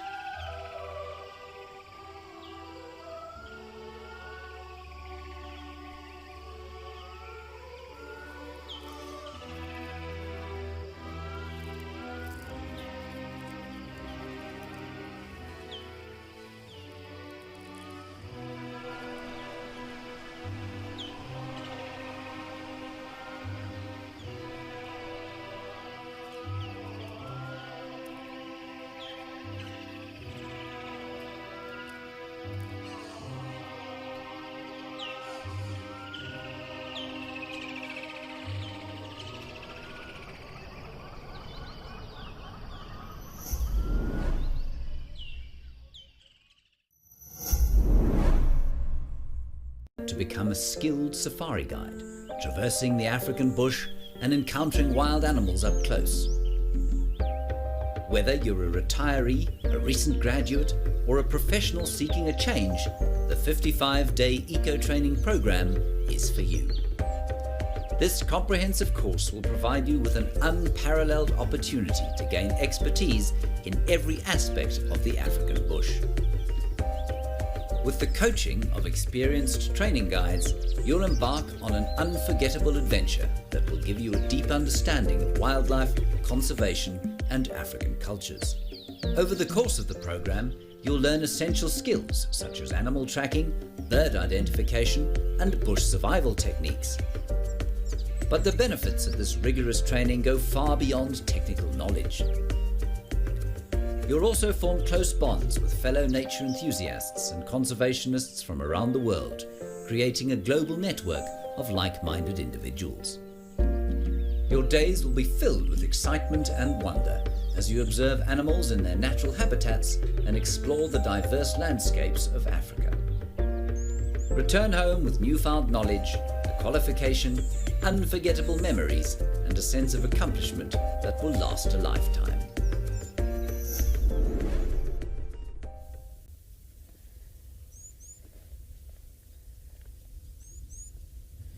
Here's something we don't get to see that often, baboons that are not running away from us. Oh, there's a big guy in the middle there. Fluffy. And I remember earlier this afternoon we did discuss monkeys and giraffe briefly. And this is the troop, our resident troop. And they are now literally just enjoying the late afternoon sun. The temperatures are dropping. It's starting to get quite cool now, even though it's a nice sunny day.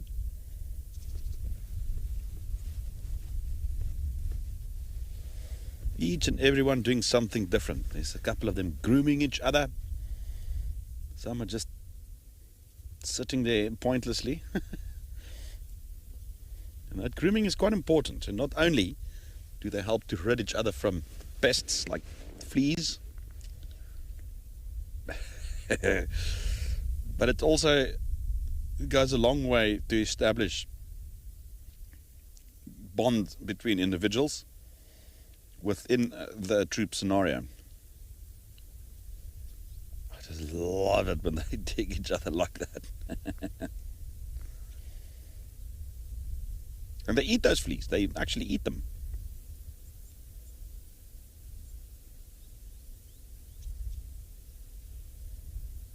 And I totally agree there with Joan, who seemingly love the baboon, and they are so cool. Absolutely. Oh, there's a big fellow there. Big chief baboon.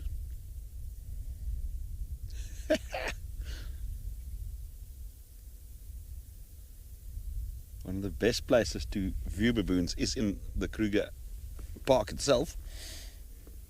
And they've grown very accustomed to cars. And you can sit and watch them for hours. Out here, we need to keep a bit of a distance. We're about 200 meters away from them. Fortunate. Look at the one lifting his armpits open there.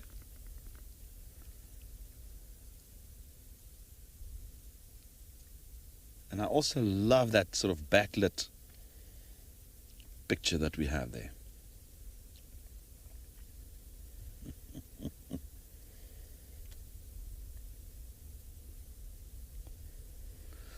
Frida wants to know if they have a bond as close as elephants within the troop. Yes, to a certain degree, yes. It is essentially, there will be some family members in there related baboons. Very cohesive unit. But it's all about rank as well. They've got an almost military style ranking system amongst the males. And there's one or two top ranking males, then a couple of more that are second rank, a couple of more that's third rank. So the lower you go down in rank, the more of them there are. And those top ranked males are indeed the ones who maintain discipline and order.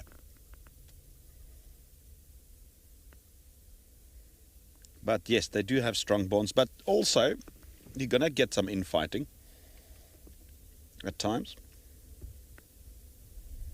Especially when some of the youngsters don't stick to their disciplinaries.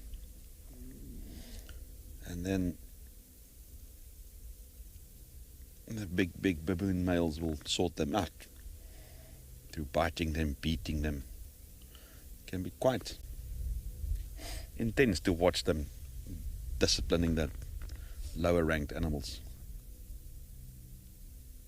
It is lovely.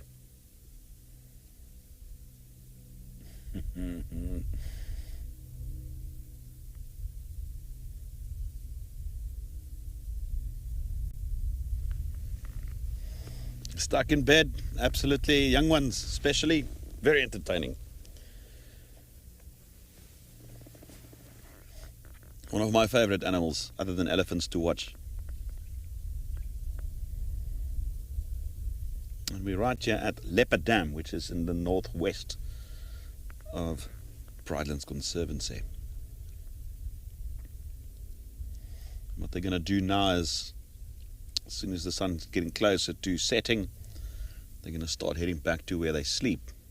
And they sleep on out here there's these big power lines. And they sleep on those pylons. Elsewhere, they could sleep in very tall trees, on cliff faces and mountains.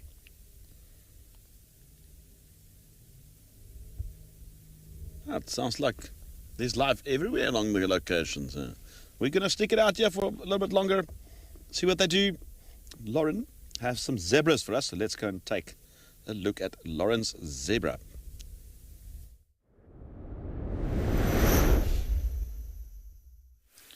There is life everywhere, especially on the fire break.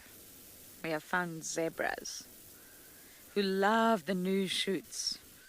And the fire breaks are filled with new shoots right now.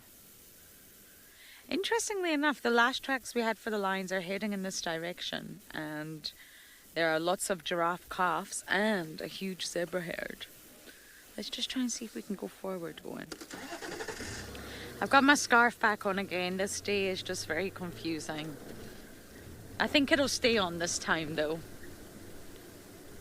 I can feel the temperature slowly cooling down.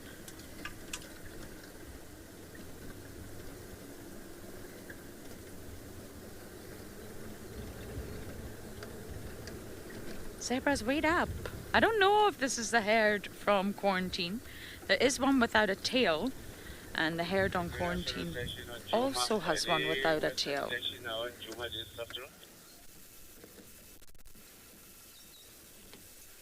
But there seems to be only 4 of them, so I don't think so. I think this is just another zebra herd with a tailless member.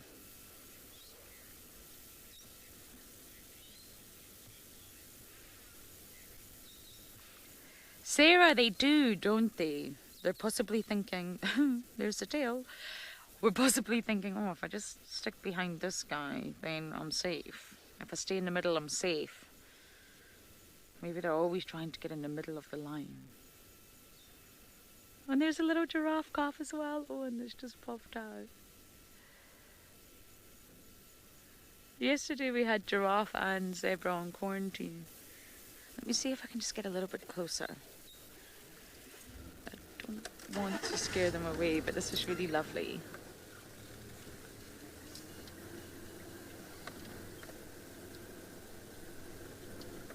Giraffes are amazing, full stop, but there's really quite something special about giraffe calves.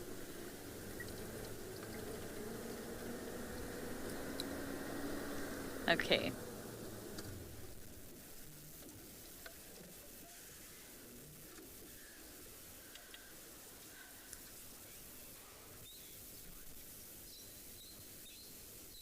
Jessica, I couldn't answer that with certainty, I'm afraid, but I'm sure it will be a wound. Most likely when it was very young, its tail maybe got trampled on. It's not always...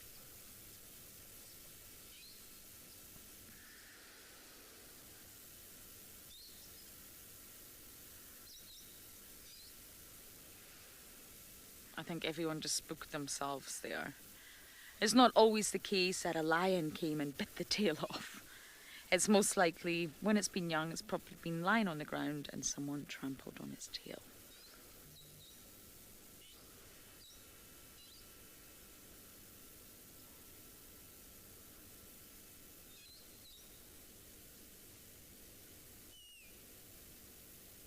What a beautiful, productive area this is. There are so many animals around us right now.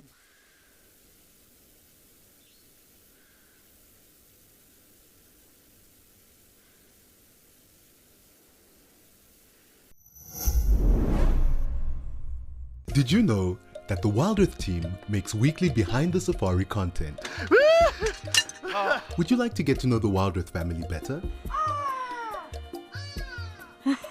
See how we live. This is Igor's bedroom. Learn about our production process. And see the antics that happen off camera. Sign up to be an explorer and you will get access to all this content and more.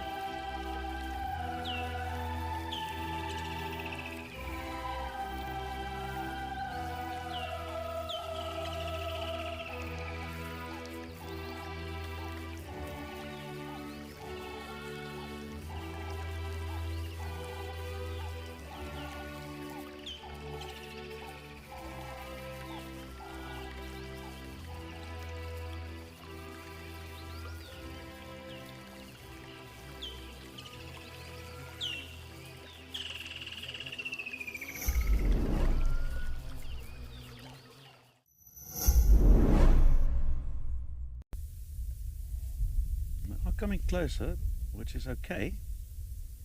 They must surely know that we are here. Here comes the last couple of them.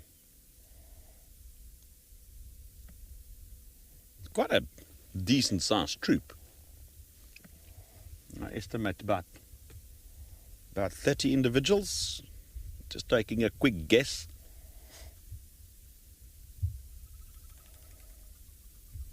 It seems like they are moving down the dam wall. Still about 5 of them coming. I think these are the last ones now. Lovely stuff. Thoroughly enjoyed that. And they are moving away from us now.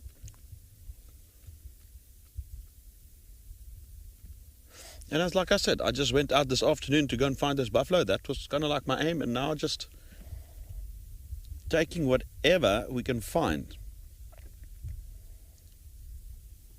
And I think this was very lively sighting of the baboons.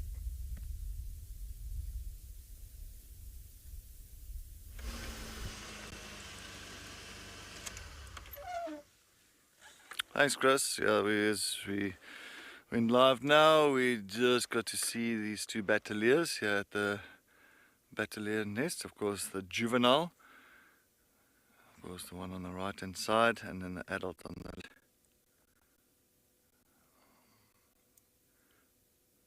You can see the juvenile there. Interesting, not as pretty as the adults, but they still, I love that kind of bluish, purplish face of theirs before they get their adult plumage coming through. That's exactly the little nesting site. The young's still already flying. I saw it flying around the other day when I was sitting at Treehouse Dam. Of course the female here, the female battalier, if it was a male, would have the white right at the bottom of the primary feathers. Beautiful bird of prey. Mainly scavenging on carcasses.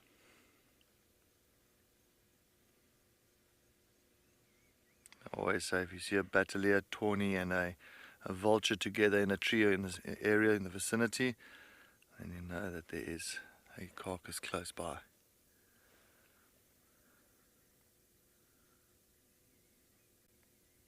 They're just missing the male.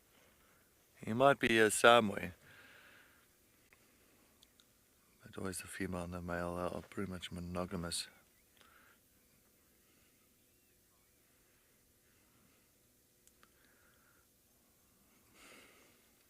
Rufina, yes, I think they call it Batavia or something like that. Batavia? Batavia, I'm not too sure. Okay. And you can see that beautiful wind coming from behind and lifting the feathers on the head. Sorry, Jerry, it is Batavia. Okay. Is that the youngster's name? Batavia. All right.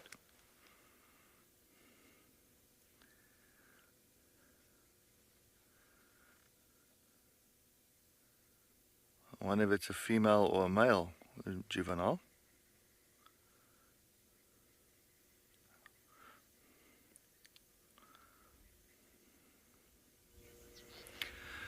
Gemma, I'm sure it is. I'm sure that's fully grown. I mean, at the end of the day, they still have to grip their food at this age.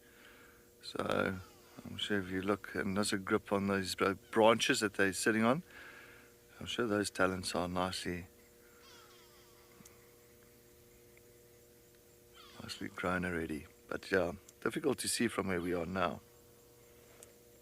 And this here are go-away birds going crazy to the south of us. But oh, look at that beautiful golden light that's coming through. A little bit of sun once again coming through. It's on and off all the time.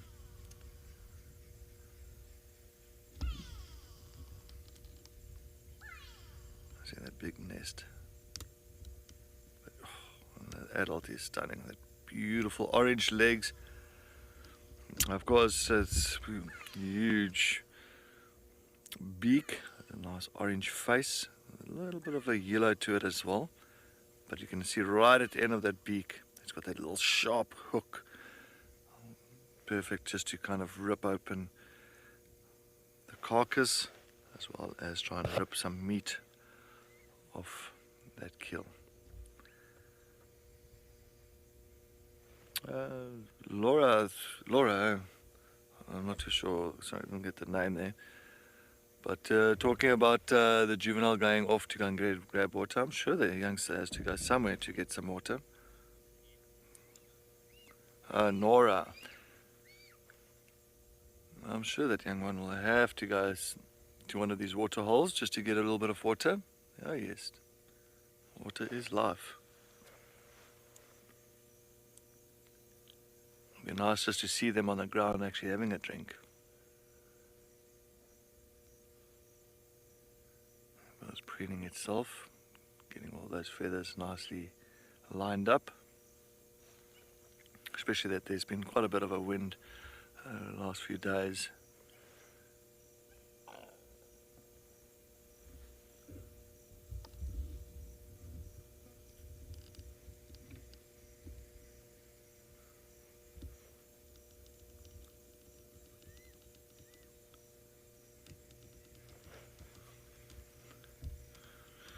Catherine, a very, very, very happy birthday to you, Catherine. I'm hoping that you are having a wonderful day, Catherine, and I wish you many, many great years to come. But yeah, nice old birthday treat for you, Catherine. Nice old battaliers. Well, Catherine, I'm hoping that we can get some cats for your birthday. That would be even better. Even better.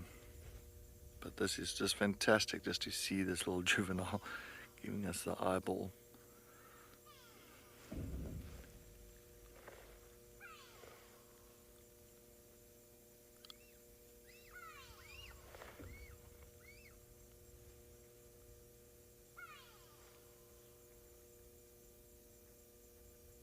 And even see with this juvenile, if they start flying, they'll still have the tail feathers present. Once they start getting the adult plumage and all, they'll lose those tail feathers. And you'll find that it looks quite interesting with these battaliers without the tail. But they are pretty much built perfectly for soaring around.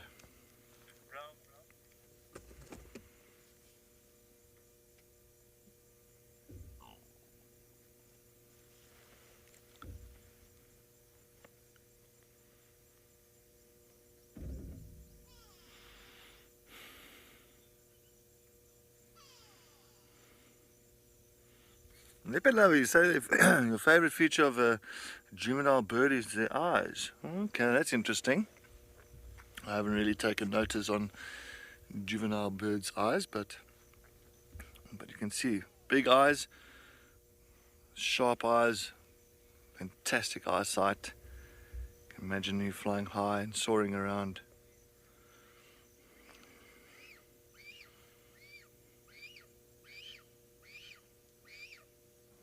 Calling. A little bit of a high pitch there. Juvenile calling for mom or dad. Want some food.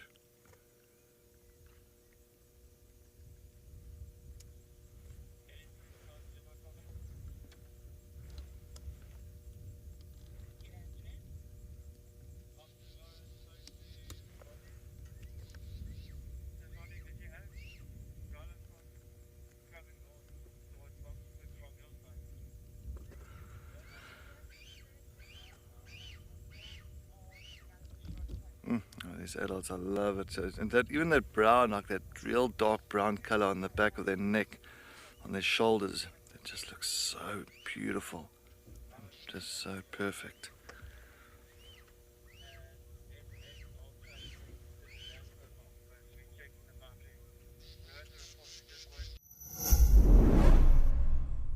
Stay up to date with the latest happenings at WildEarth.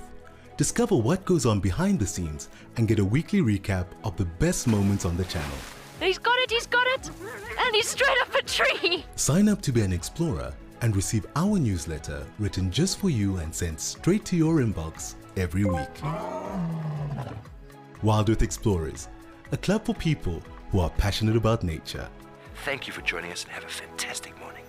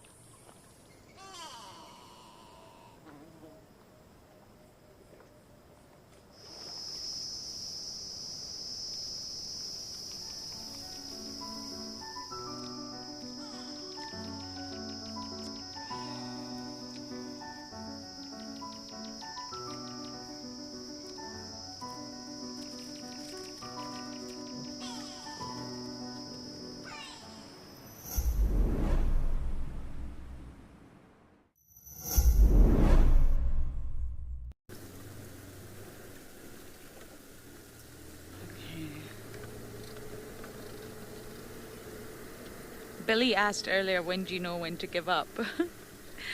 And it's a tricky question because I think it's so situational dependent. And this time I don't want to give up because I know how fresh those tracks are.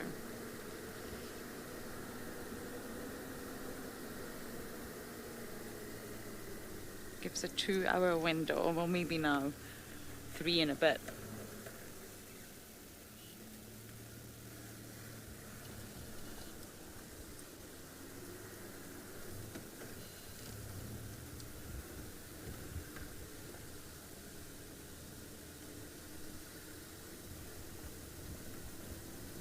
It's definitely cooled down a lot though. Those big bad clouds from yesterday seem to have returned.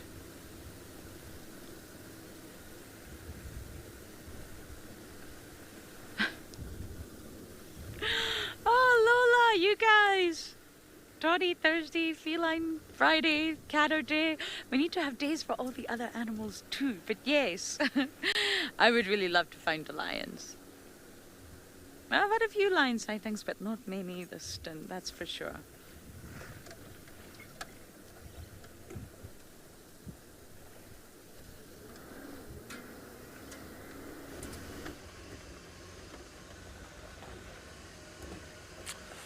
Alright, so coming up to Chillapan, I'm just going down on Twin Dams Road. I think I might just head a little bit further east towards Cheetah Cut Line just to take a look with those lion tracks as Lauren's going. I just want to make sure that they haven't crossed into Torchwood. Last time we made that big mistake with the Black Dam males. We started on the western side, we track, and they already crossed into the east. Lions can move very quickly if they need to, if they are following up on something. So I think that's what I'm going to do, is head straight towards Cheetah Cut Line.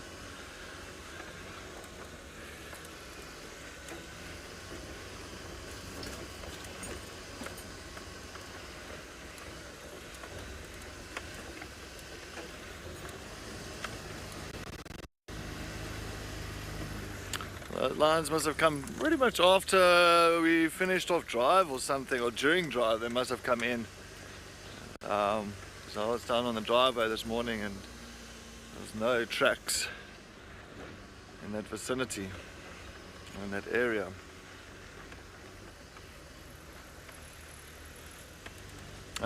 Victor, drones in the Sabi Sands is not allowed due to poaching. So they don't allow any drones in the area.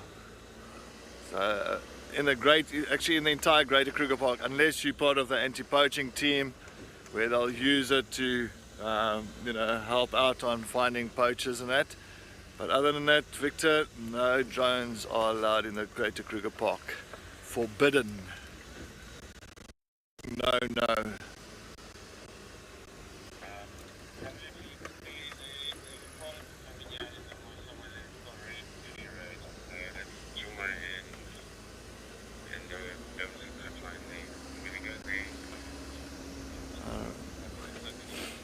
But yeah, it would be amazing to go to get some nice images from above. I've seen it before with the drones. But yeah, that's not gonna be, guys won't be too happy in this area. Alright. Something flew into my eye, like a little muggy or something. It went under my eyelid.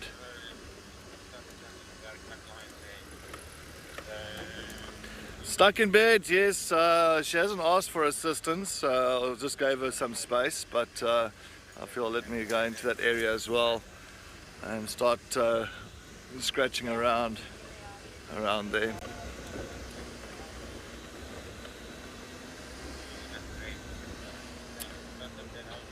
I'm not too sure which lions and who and why.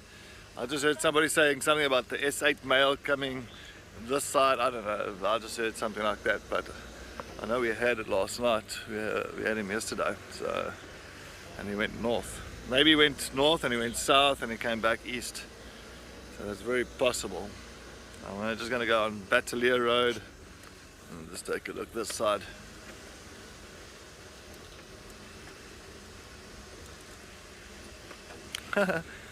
Cindy D, yeah. Yeah, I know there's a lot of fun looking for the animals if we can find them. But sometimes, I know for myself, sometimes I'll put too much on my shoulders and I start getting a little bit frustrated at times, just to try and locate these animals, thinking that I'm very close but still so far. But it's lovely. I enjoy it thoroughly. That's why we do it. Yeah, that's why I'm here. But yeah, I think I put my expectation on myself for tracking it, finding it, very high, and if I don't get to that point, I really beat myself up about it, which I shouldn't. I know I shouldn't, but yeah. Anyway.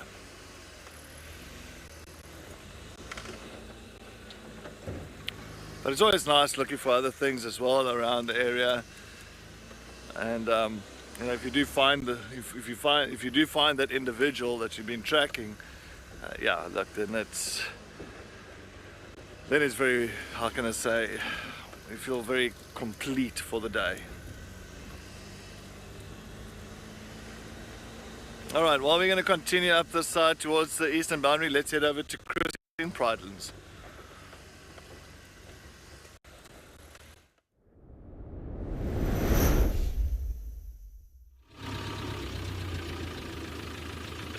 Right, so now we've left the baboons and we're back to the central southwestern regions of our area and just enjoying this interesting afternoon as far as weather's concerned.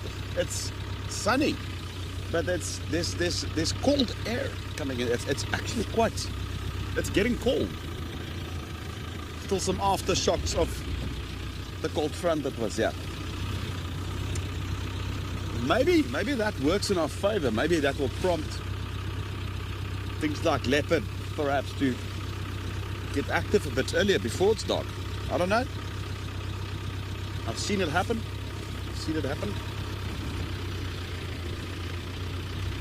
Then gonna head back to the sequence of Dollarite Hills that runs east.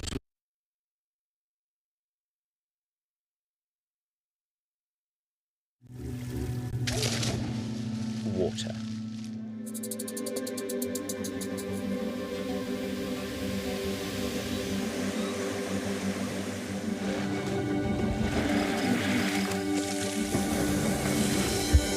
Every cell that makes up the wonders of our natural history needs this life-sustaining molecule.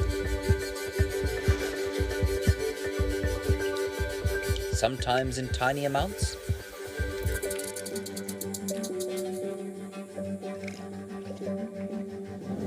sometimes in torrents.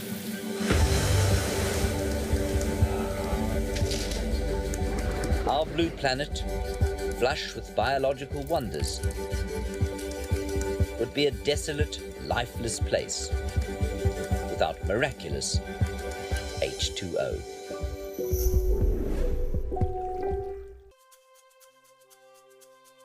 Once, they dominated the Earth. Now, they are frequently despised, persecuted, and hounded.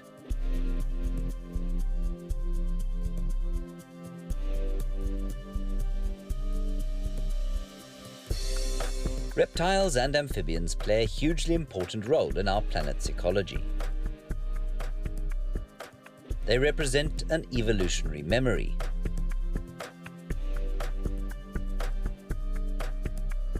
A reminder of our own fragility. That the Anthropocene is surely a blink of evolutionary time. They may no longer dominate, but reptiles and amphibians remain a crucial and fascinating cog in the Earth's biological systems. Well, looky what we have here. Teamwork makes the dream work. The ecological team called us in because they had found Phumelela and her 4 little cubbies. I can only see 2 for now, but the other, I think the one is just on the other side of her. and then another one a little bit deeper into the bush. But how cute is that? Fabulous. That is stunning. Now, these little cubs are around about 3 months old, if I'm not mistaken. And you can see that lovely white fluff that they've got on their back and around the neck. And then they do have a bit of a blacker coat just below that. They'll slowly start losing that as they go up to about 6-7 months. Then it sort of gets their spots completely, but they keep that fluff even up until about a year. But this is just a lovely phase to see these baby cheetah in. Wonderful. Very, very cool. First time for me seeing these particular cheetah cubs.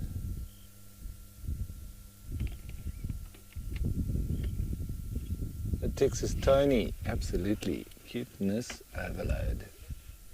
It is wonderful and nice that they're not hiding up in the thicket.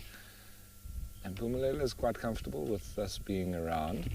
So that sort of passes on to the cubs. If she's anxious, nervous for any reason, they'll be exactly the same. If she's calm and relaxed, they'll also be the same. It sort of goes with habituated leopards. It's the same. It's the reaction of the mother in the presence of the cubs, and they will react accordingly, exactly like she does. So with her being calm, you can see when we first pulled up, just the sound of the vehicles, I think, is a little bit alien to them. So they are a little bit nervous, but mommy's lying there very relaxed, so they don't worry too much.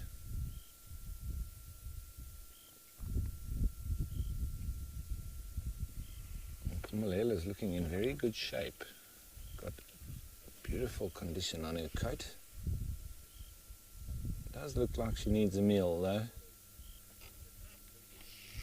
She'll leave them and go hunting, and then depending on how big the kill is, she'll either drag it back or go and fetch the cubs. But that obviously then does allow the opportunity for other predators. So it's a difficult time for her because they're fully reliant on her, and she needs to keep her health up so that she produces a lot of milk. And there's 4 of them, so it obviously does affect her condition quite heavily. It takes a lot of energy for her to hunt and to feed these little cubs, and she's got to be thinking between the two as well. And whenever she leaves them, there's the possibility that they can be taken out by anything that finds them. So it's just wonderful that they're all good. Stuck in bed, there was an amazingly intense stare there, wasn't there, on that little cubby, staring at the vehicle in front of us. There's just 2 vehicles that are allowed in each sighting, so do try and keep the impact to a minimum. Also keeping the distance, not making them scared in any way whatsoever, and so that they also then become relaxed around the vehicle. They realize and know from mom's reaction as well as that we don't pose any threat in any way whatsoever.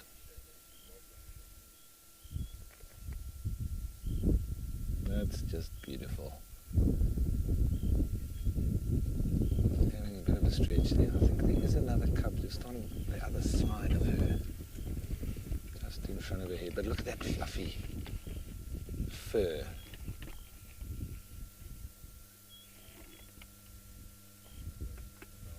So Phil from Brighton, we sort of try to keep 15-20 meters at least, but that's sort of just a guideline.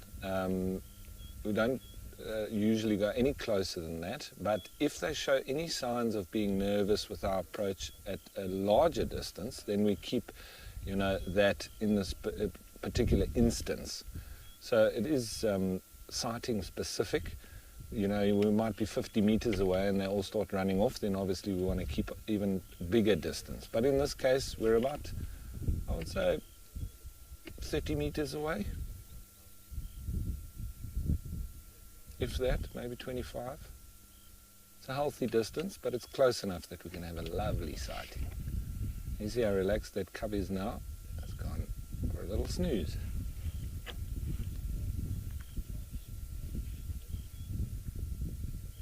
They've already started to lose the real black color that they have when they're first born.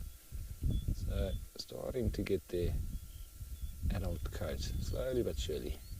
They do grow up really quickly. They need to, because the quicker they can grow, the easier it is to, or the better chance of survival, especially with other predators around. Luckily for Pumalula and the cubs, as I've said previously, here the only other big predator is brown hyena. So dark mane lover, it all depends on the different sexes of the cubs. I'm not sure if they've been able to sex them just yet, but most likely they will be relocated, and this is all part of the attempt to expand the cheetah population, especially in private reserves and in these conservation areas that have been made available to the likes of cheetah. And that just then leads us to remember that this particular area was previously livestock and agricultural farms. So this is re-wilded zones that now we getting populations of cheetah on and expanding from there. So what a wonderful conservation success story that is now starting to happen, and with the increase of private farms turning into wilderness areas and game reserves, it does give us a bit of hope.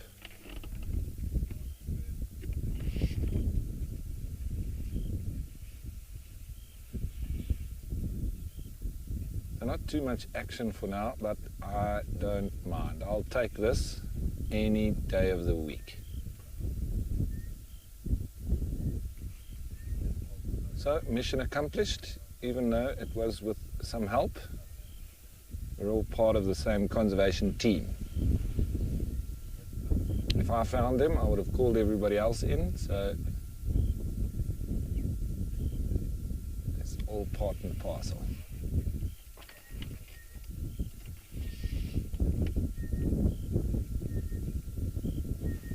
Lila is listening around, even though she is relaxed. She's always just making sure. But it does look like she's having a little bit of a cat nap as well.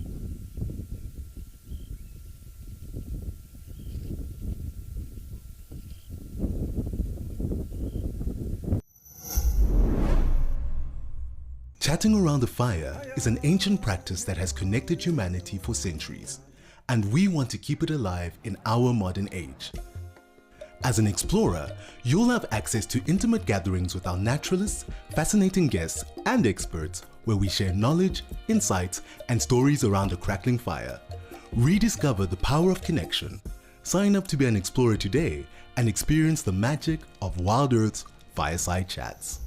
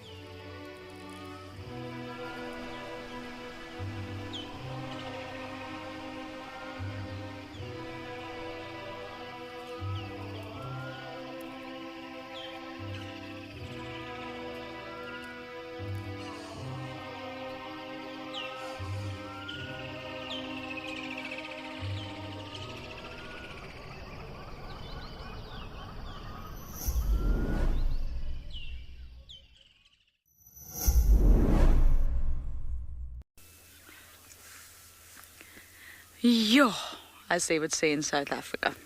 It took us long enough. It literally took us long enough. And you know, the funny thing is, just where Owen and I were watching those giraffe calves, if you remember just moments ago, and I said, oh, it's very active here, the giraffe calves and zebra. Look who pops out. I don't know who they are. I'm looking for your guys' help on this one. Oh, man. Billy, this is why you shouldn't give up. Lola told me not to give up, so, well, I didn't. And now apparently we have Tony Thursday. I can't keep up with all of these names, so. Hey guys, I've been tracking you all day. Yeah, you had us going round in circles. And you know what? I think they've been mobile. And when you're mobile and the animal's mobile, it's a tricky one. Like Alice in Wonderland, you're moving, but they're moving. So are you ever going to catch up with them?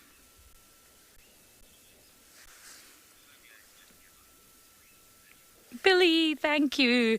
Owen and I were pretty much at the giving up point, because it's not so interesting for the viewers just to see me with my head hanging out the vehicle and talking to the sand. It's not so interesting for you guys. So I did say to Owen, I think we need to give up. Let's do one more loop. And would you believe it? Just where we were. Just where we were. But you know, the zebras got spooked. And I wonder, did they suspect something? Maybe they didn't fully know that there are lions there, but maybe they suspected something's up. And they were right. Something is up.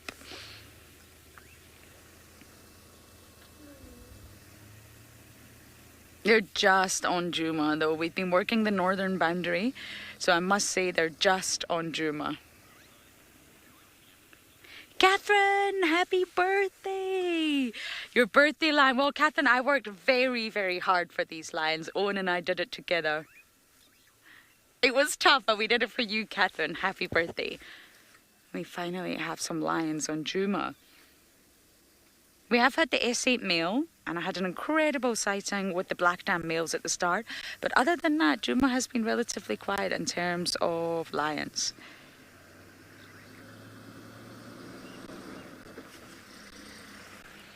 And of course, it's just a movement of the animals. Sometimes it's super quiet, sometimes it's pumping, as they like to say out here. But there are definitely tracks for more lions in this, so I don't know if we're just missing a few Tony bodies.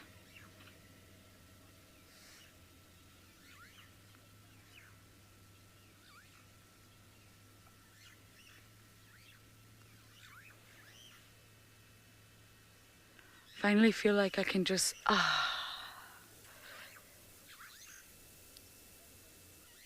And again, the reason we didn't give up is because they were so fresh. They were on top of our vehicle track. So these lions have moved throughout the day.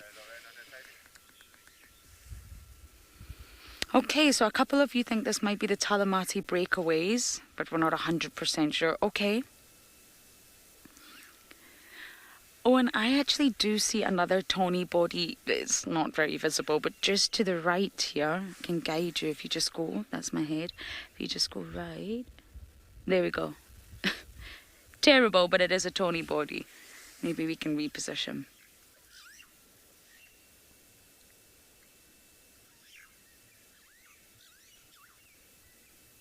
I think those giraffe calves, as well as the zebra, brought them out.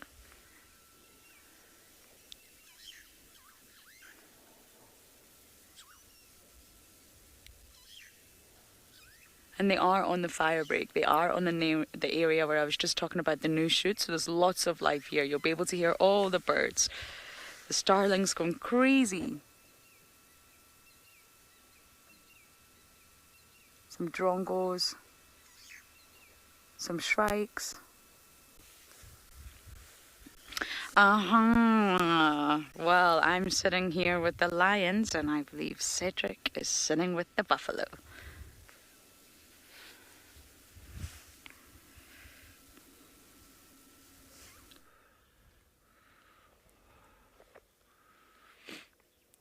Nice, Lauren. Good to have those lions for the afternoon. And yeah, we've got a big herd of buffalo that's just come down to Buffelshoek Dam here on the northeastern corner of Djuma. Lovely herd. And it's only the start of it.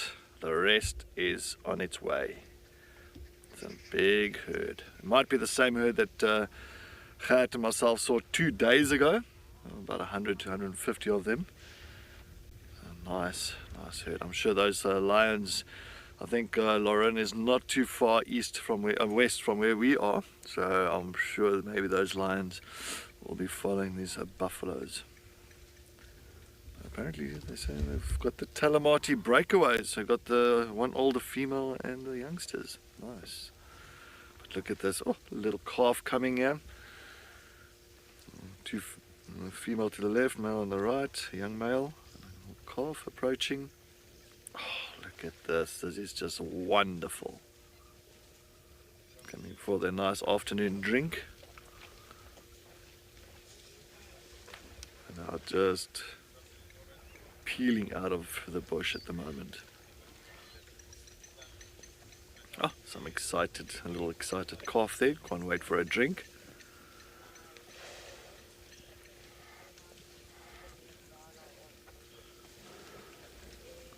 You can see some on the inflow. On the one side, a couple of big boys there. This is just wonderful. Poor little lapwings are back and forth there. Hoping that there's no eggs around on the ground for these buffaloes to step on.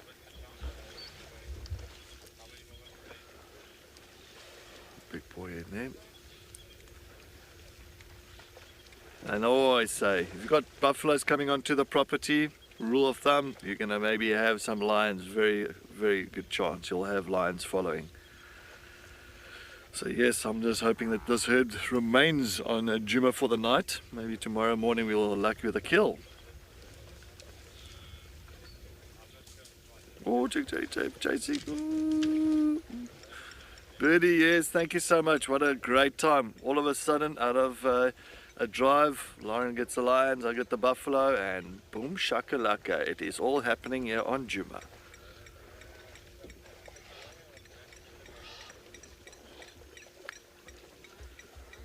And it was always just nice, and especially with Gert and myself sitting on the dam wall here and just enjoying this view. It is stunning.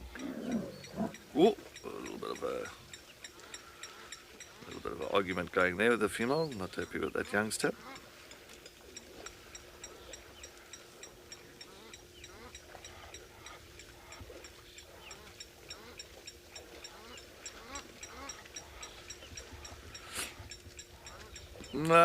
Vernon, I've seen buffaloes go into the water on a very hot day. I've seen them actually go right up to their neck. So in other words, their entire body is covered. So they'll walk in until the entire body is covered except their head. So they won't go and dip their head underwater. But the rest of the body, this Egyptian geese is making a noise. But the rest of the body will be covered in water. That's on very hot days, but not like elephants where they go in the water and they dive under and come up and play with each other and all that. No, it's just to keep cool. These Egyptian geese are like, look honey, we've got friends. Yes, I see that. Interesting sighting.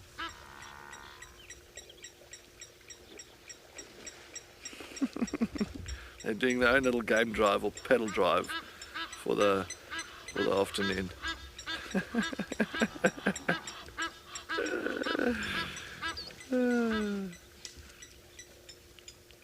think they are enjoying this view just as much as we are.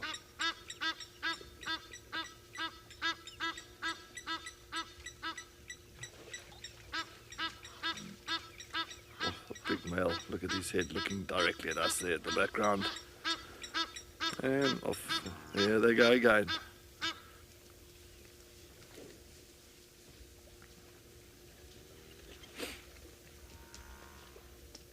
Wolfie Cindy, does the pathfinder have to wait for the rest of the herd to move on? No, she will move, or not just she. There's several of them, not just one. Like it depends. Sometimes it always changes up. It's not always the exact individuals. As long as it's like the older ones and the females that know where to go, they will move, and then the rest of the herd will take a look and see, okay, well, the movement is heading into that direction. Looks like they want to go. Let's all get up and let's go. And so, yeah, but it's not where the pathfinders will wait for the rest of the herd. And we get the big boys coming from the rear end.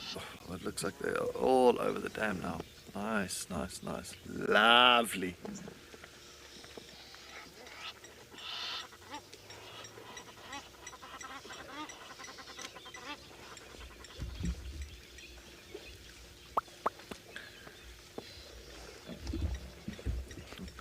And all the, of course, you know, this dam is also full of hippos. You can just see all the hippo's eyes and ears. The sun is hitting it just right. You'll see it in the corner here. All the hippos are gathered together here in a little corner. It's like, our water is being invaded by a whole lot of buffaloes. Let's just stick together and wait it out.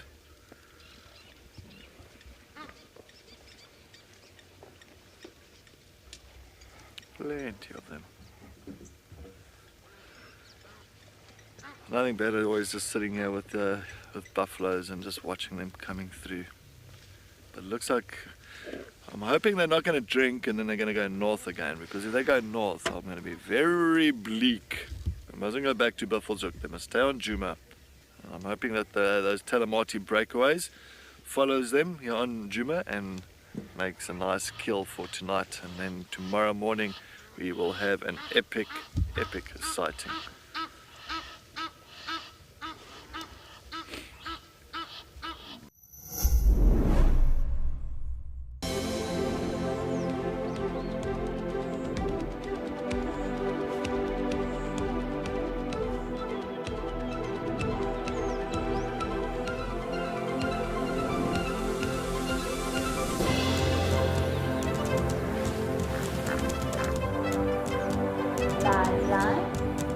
Those sounds just go straight through you.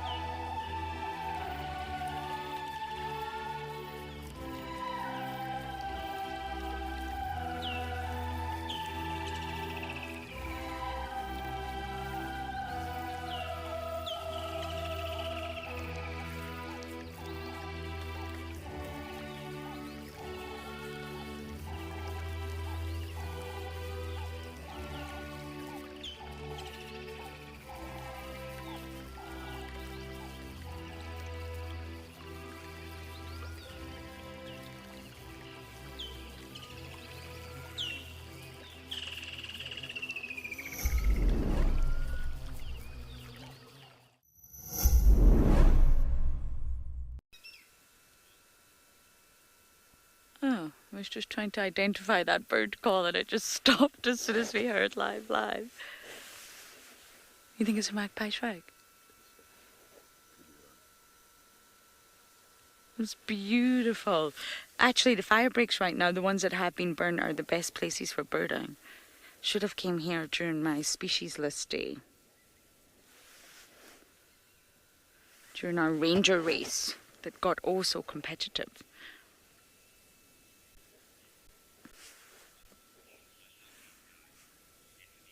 Stephanie, there is nothing like the bush. And it's funny, it's quite a South African term. So whenever I say the bush back home, my brother will say, "What bush? I don't understand. What bush are you talking about?" And obviously it's a very general term in South Africa for any sort of natural space with wild animals, especially big five wild animals. But it is quite a South African term, I think. Or at least we definitely don't use it in the UK. But I love it too. There's nothing like the bush, especially when you get lucky like we have.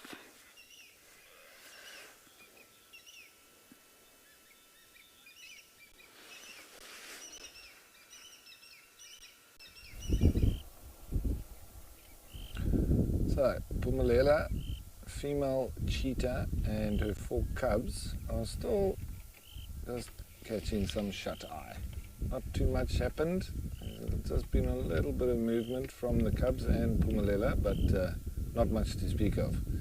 So we'll spend a little bit of time here, and then after this, the idea is to go down into the area where some of the brown hyenas have been seen around this time of the day.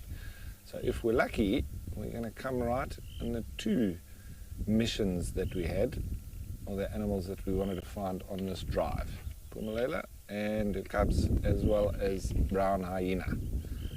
So phase 1 complete.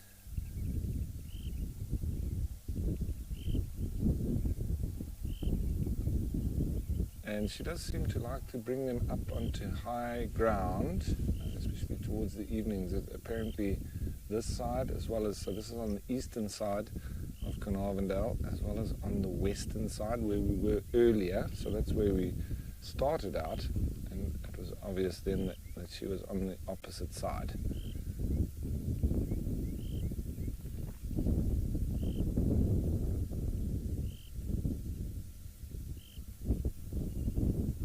So not much activity, but still lovely to see. Just as her coat is beautiful, isn't it? It's a very sort of darker orangey colour, whereas the cubs are a lot more whiter sheen, and with their long hair, their long coat, it almost does mimic grass as well, together with the idea that they're mimicking honey badgers. Now I said they're around about 3 months old. I hear they're actually a little bit older than that, heading almost towards 4 months of age. So she's done well so far. Let's hope they keep going, and she keeps on being successful.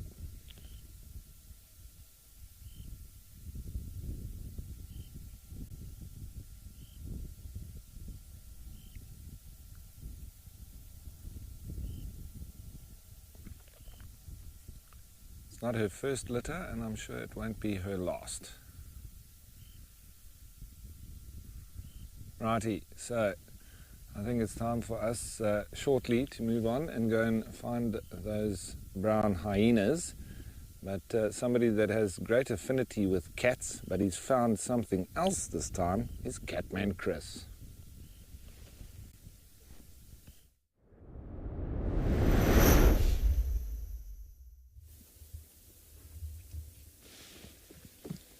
I did indeed find an elephant friend.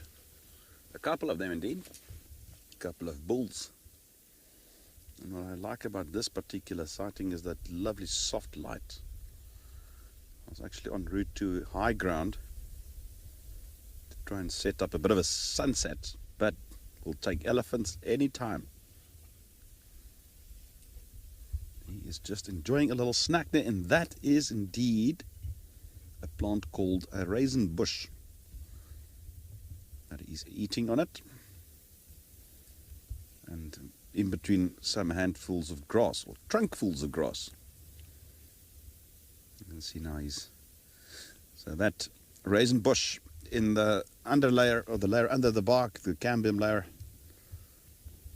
there is quite a few sugars in there. It is a plant they utilize extensively. It's a quick growing bush, so they can happily munch off. In fact, they act as a good natural control method to prevent the raisin bush from dominating an area.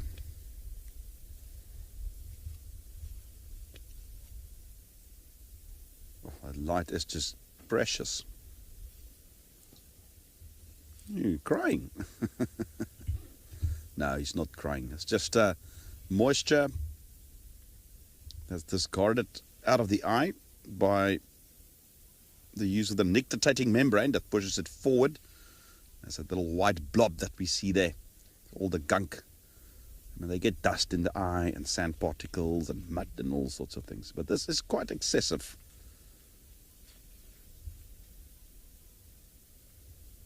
Air is very dry at the moment, I must say. I can even feel it on my skin and my lips. This could possibly explain the excessive discharge from that eye. But we'll only be able to tell if we can see the other eye. Look, they are animals. They also get infections.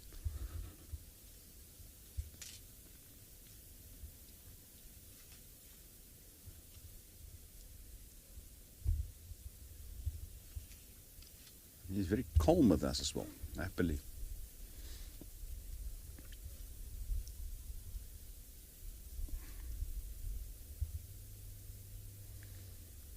And there's a question from Geo, who's asking what would trigger an elephant to debark a tree. Right, so it's food. So it is something they firstly would have learned from other elephants. And secondly, they'll know that from that learning period that there's good nutrition for them, as well as fiber and all sorts of things. So it is their drive to eat that will cause them to do that.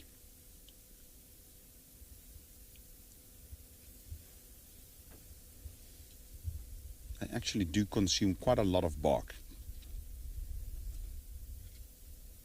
And that's what he's after with that raisin bush. He does eat the leaves as well.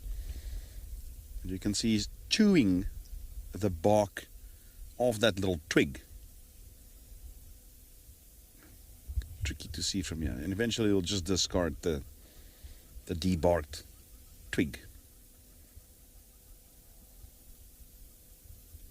And he will very likely consume some of the leaves as well.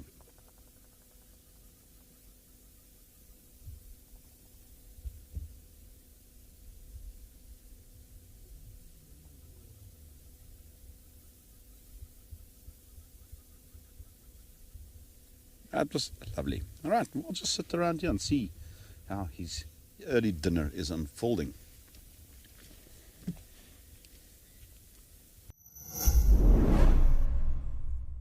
Do you love relaxing at a waterhole with the sights and sounds of Africa all around you?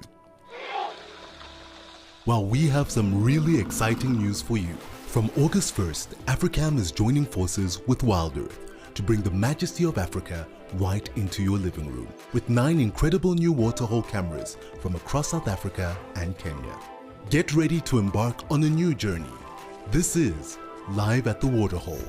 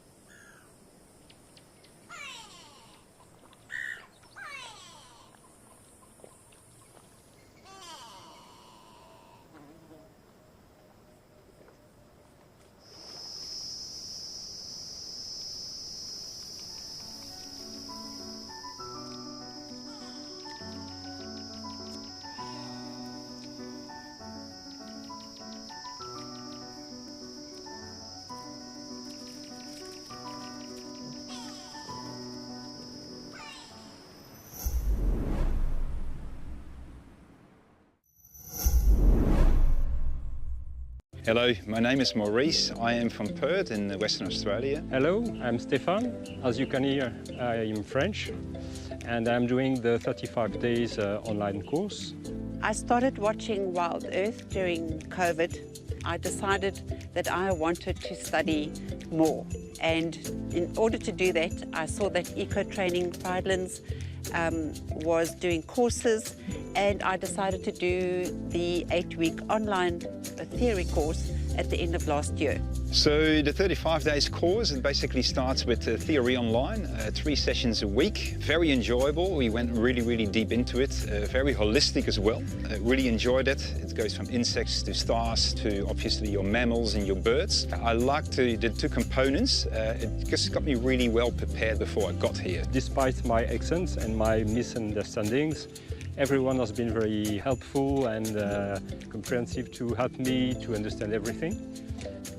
Whether you're a seasoned professional or just starting out on your journey towards becoming a conservationist, our digital courses offer a flexible and accessible way to deepen your knowledge and understanding of the natural world. So why wait? Sign up for an eco-training digital course today. Start your journey towards a more sustainable and connected future today.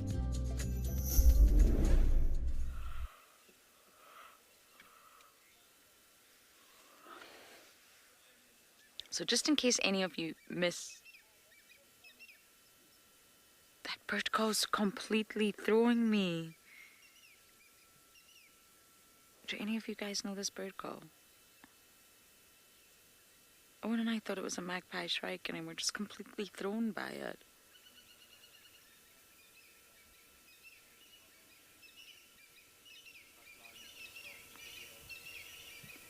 Why, brain? Why are you not working right now?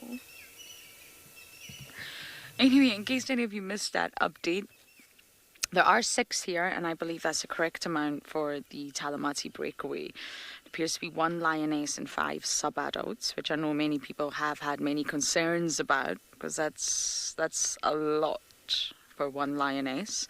And I know they're regularly seen with the S8 male. Now, the tracks that we were following were tracks of the pride, but there was also a huge Madora there, a huge male. I can't see any males right now, but it's tricky. The vegetation's quite thick in parts here. So I'm wondering if the S8 male possibly could be with them. But we were definitely following a big male track as well. It'd be interesting to see where they go. And just to give you some context, I know that some of you really like to know where we are in the reserve. We are on Buffelshoek Cut Line. We're on the fire break, just east of Mvubu Junction, which is exactly the block we were following them through. And the buffalo, as you know, with Cedric are at Buffelshoek Dam. So, quite a distance, to be fair. It's going to be interesting to see what direction these guys go in. Of course, if they move about 10 meters north, then they're into Buffelshoek.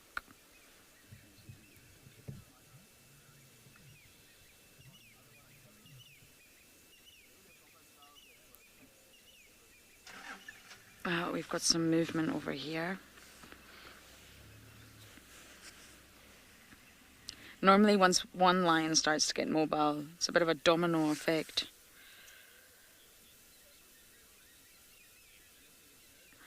Eleanor, the S8 male situation is quite unique within itself, but male lions, as they do get older, and as they do sort of maybe become alone, just like Mohawk right now as well, there's a massive advantage in sticking with the pride. Especially if the pride is a strong pride with lots of lionesses and they can do lots of hunting. But that doesn't mean they also can't be nomadic. That doesn't mean you're also not going to find them on their own. That's also the case. But to follow the pride is a pretty good idea if you're a male and you're on your own, especially as you're getting older. There will always be new lions. There will always be new coalitions possibly coming to challenge you.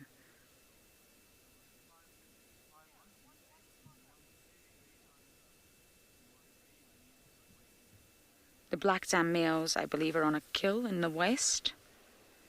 I heard that update on the radio earlier.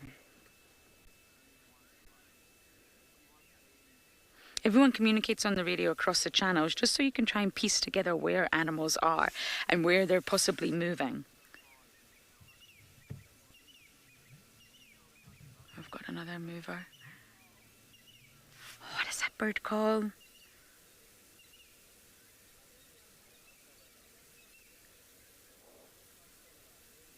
It's gonna drive me crazy.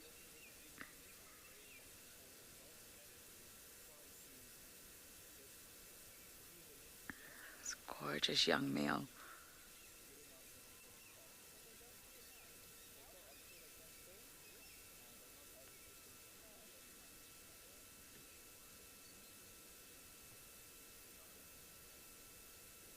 I love lions in the winter landscape.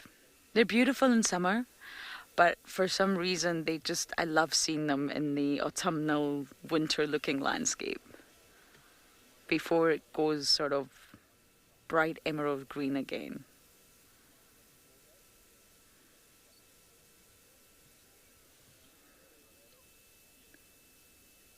It'd be so nice to get some vocalizations as well. Cedric got very lucky with vocalizations last night.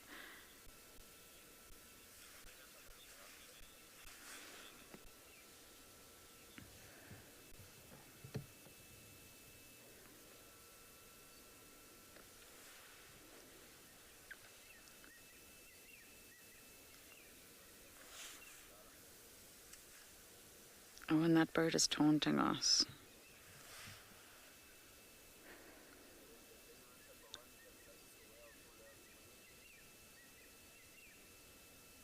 I still don't see any signs of a male.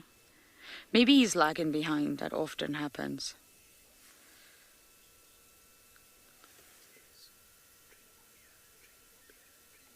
I missed that. Sorry, what is it?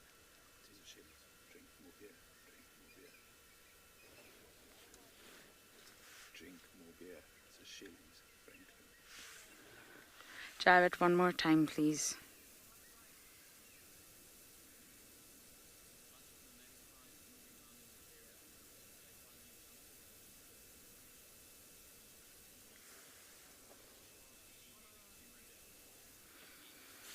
Owen's nodding his head here.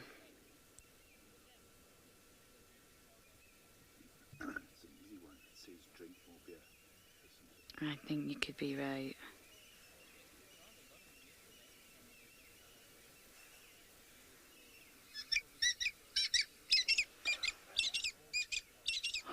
Man. Okay, it says typical, I'll drink your beer. I'll drink your beer. That's actually the description on the Roberts app. Oh, thank you so much, Shelley Franklin. I do not know why Owen and I just could not for the life of us. I think we're exhausted, to be honest. Okay, thank you so much. I was going to go to bed going crazy tonight. I'll drink your beer. I'll drink your beer. It's the easiest way to remember bird calls, so if you can actually put a tune to it, put words to it, it sticks in your brain. Guys, please don't cross north. Bufosuk is nice, but Juma is nicer.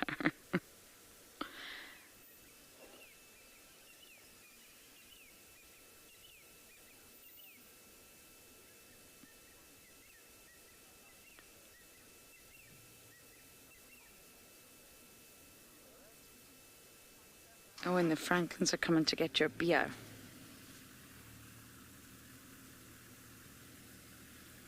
Luckily, I don't drink beer, so they're not getting mine.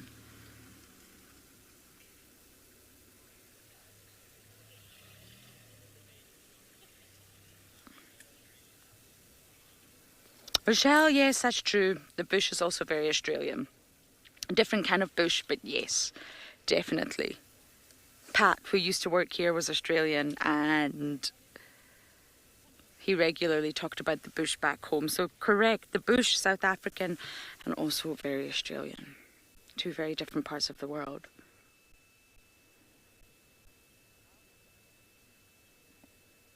Davi's father is actually Australian. He's half South African and half Australian. Yet to go over there. I need to practice my terrible Australian accent on someone. Skippy, get out of the water. G'day, mate. It's so bad. But still, I need to go and visit Australia and practice and fine-tune it.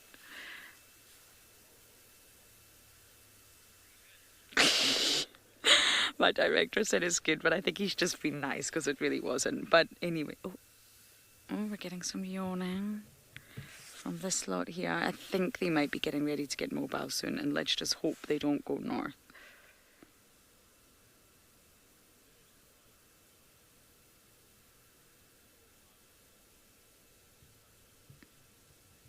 We tracked them all the way south on a road called Aubrey's, and then all the way up, back up to the cut line again. So they seem to have done a bit of a U-turn.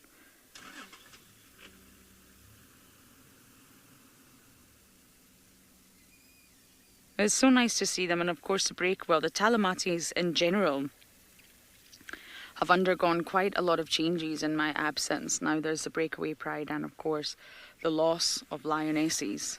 There's quite a lot of change happening, and it's going to be interesting to see what happens to this unit. Of course, the sub-adults are only going to get bigger and they're only going to get stronger.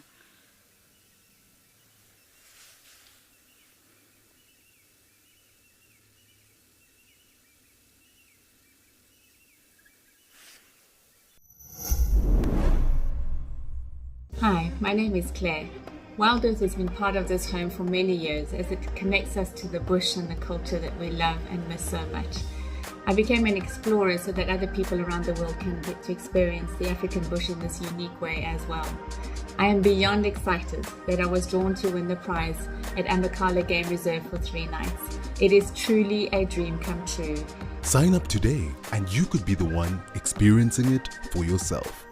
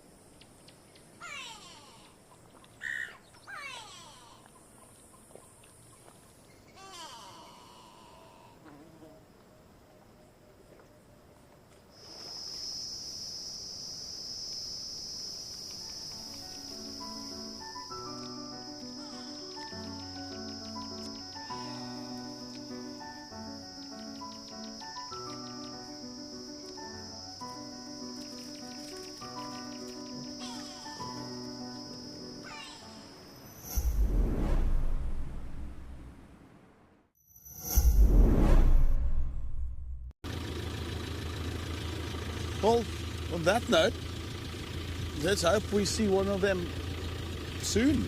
It will be great. I mean, my whole shift, 2 shifts in a row now, I have not had a leopard live. I've seen leopard, but it was in different capacities. It wasn't whilst on the show.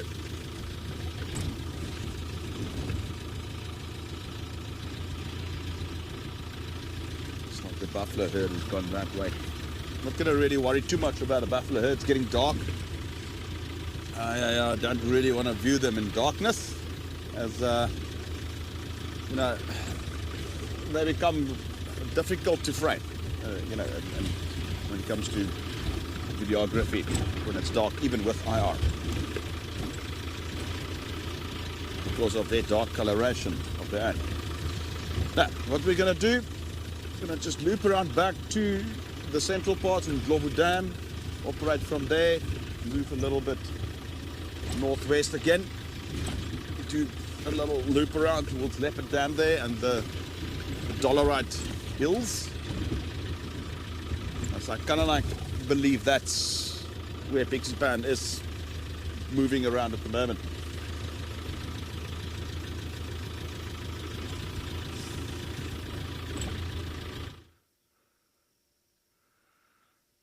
Thank you, Chris. Yes, we've got our buffaloes. As you can see, we are in infrared at the moment. The light is slowly but surely deteriorating. But we still got a lot of like ambient light around. But we are in infrared. As you can see, this big herd of buffalo still moving north, away from Buffelshoek Dam. That was the dam that they were not too long ago around and having a drink. And now they are moving in a northeasterly direction towards the fire break. And it seems like they are slowly heading into the direction of another property called Buffelshoek. So how ironic. From Buffelshoek Dam into Buffelshoek, we've got buffels. Just buffels. A lot of buffels. So buffel, if you're not familiar with the Afrikaans language, buffel means buffalo in Afrikaans. A buffel. A buffalo. Nice young male that we've got in view at the moment with a young calf that's just to the right. Little horns are starting to appear on top of their head. Well, it's got the protection of the herd, and that's one thing about buffaloes. If you get something like lions that's following them. Oh, that little one like half white. It looked like, I don't know, sorry, it looked like the little one had like kind of a white bum and like hindquarters. Anyway, maybe it's just my eyes. But yes, and of course the buffaloes will protect each other. So in this herd, they'll move together. So if there is any lions in the vicinity and they start chasing the buffaloes, they will act as a unit to try and chase the lions off. But I've seen over the years with lion hunts, when they're hunting buffalo, at night time they'll chase and chase and chase until they start breaking up all over the show, and eventually, of course, the buffaloes will turn around and chase the lions again, and the lions will kind of back off, and then the lions will go again and chase them.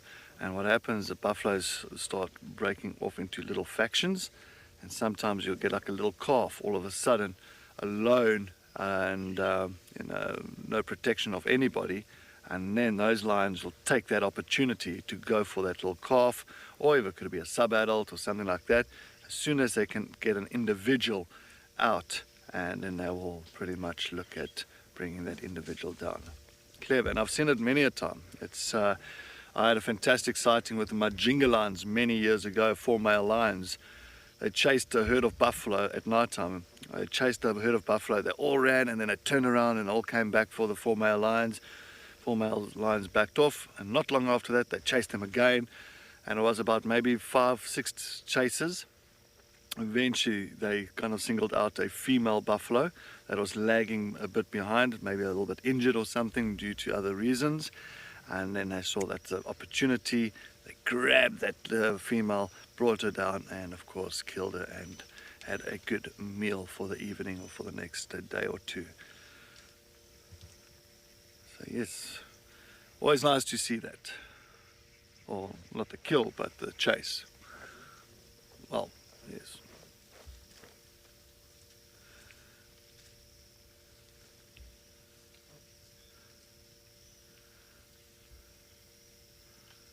David, no, you know, David, at the end of the day, it's fantastic. We need these big herds coming throh Djuma, especially now in winter time, and the grasses are pretty much like dead and all that. And it's nice when you've got these big herds coming through. What happens, they trample all the grasses flat. And so they'll pretty much feeding on the grasses around the area, And it's so important because then you encourage younger grass species, little seedlings and that, to fall down. Of course, then the sun can penetrate onto the ground because now it's not covered by so much grass. And of course, it encourages that young, fragile grass species to start growing. And of course, once that does happen, you'll find that encourages the grazers to come back again. So it's very important having buffaloes coming through the property. Very important to clear out the area from the old grasses. So no, it is way more good than bad, way more. And actually we need more buffaloes to come through.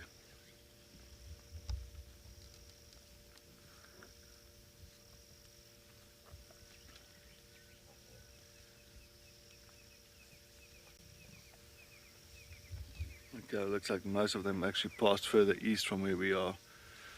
So I'm not going to spend much more time here. I'll let these buffaloes start moving off. We're going to make our way out from this sighting. Let's head over to Lauren as she's still sitting with those Talamati breakaway lions. Putting out of the Samengala.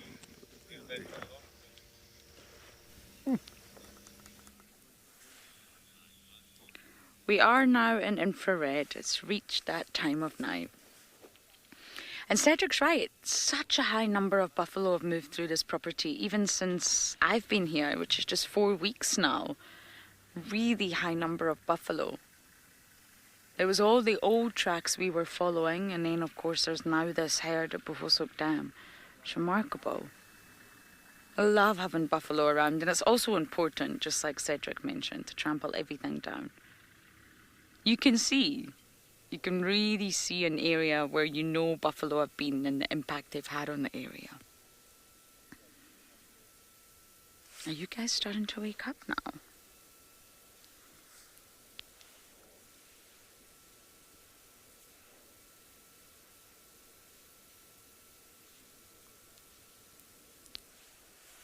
This is only my second pride sighting since coming back.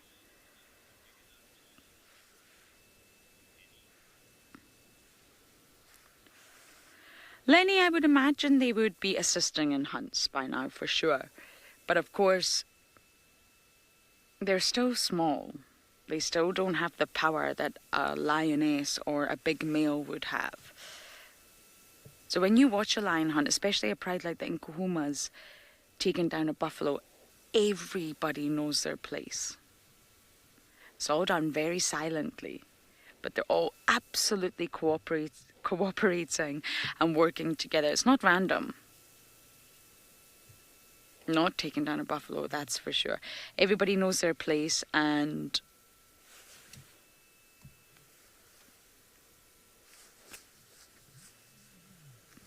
I don't know if there's a lioness there or not, Owen. And it's a very coordinated effort with lots of power and lots of skill. So these subs will absolutely be assisting, but whether their skill level and they definitely don't have the power or the strength, but the skill level may not quite be up there as it would be if they were an adult. But to take down impala, it's a whole different ballgame from taking down a buffalo. But there's no other choice right now. There's been loss. So I'm more than sure they will be assisting. And what lion prides hunt is often spread through culture, really. Culture does exist in the animal kingdom. And some lion prides learn through being young and learning what the adults hunt, and they sort of specialize in that. Not all lion prides everywhere across South Africa hunt buffalo. But some of the lion prides in this area, the Nkuhumas are a perfect example, are just expert level at it. They've got it really fine-tuned. Some lion prides in Botswana hunt elephants, which is remarkable, but again, they've got it fine-tuned. And someone just commented that the sub-adults are looking great, and they are. They've not properly stood up yet, but they are looking great.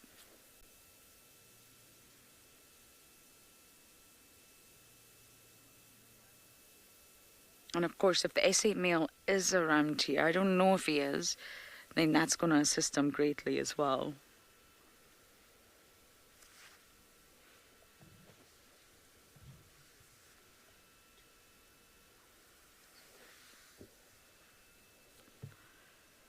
Males do get a terrible reputation for not really participating, not hunting, but they absolutely do hunt. Yes, they're renowned for stealing, but they do hunt.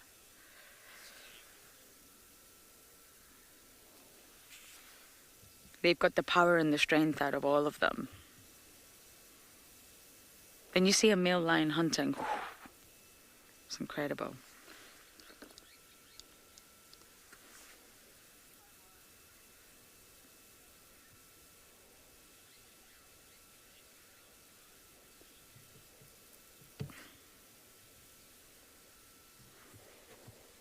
Cosmic Caro, you're saying what a proud pride. I am sure they are proud. They're looking good, and it's definitely good to have them on Juma. Just on Juma. But they walked all the way through. And they've been walking all afternoon, it seems.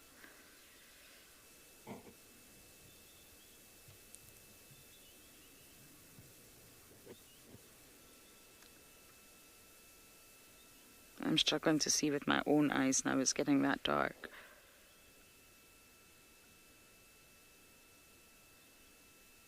That's when our amazing infrared tool comes in. Even the lions in Madikwe, they are absolute specialists at zebra, wildebeest, giraffe. Never seen so many lions on giraffe carcasses before. So it really comes from that element of culture, what is passed down, the skills that are passed down.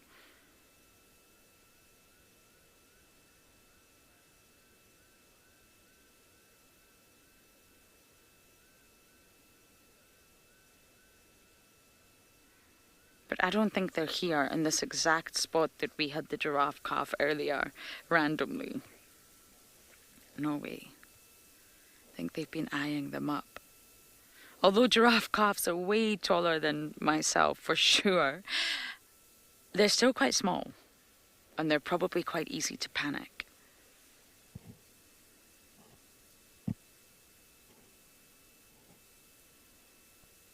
And once an animal like that's on the ground, as horrible as it is to think about, the subadults can really come in then.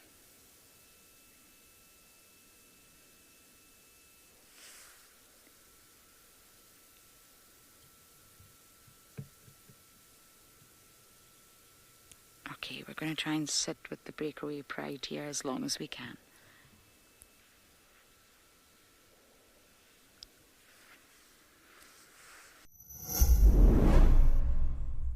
We love all the support, we read all the comments, and now we want to acknowledge our biggest fans. Do you know when Ribbon was seen last?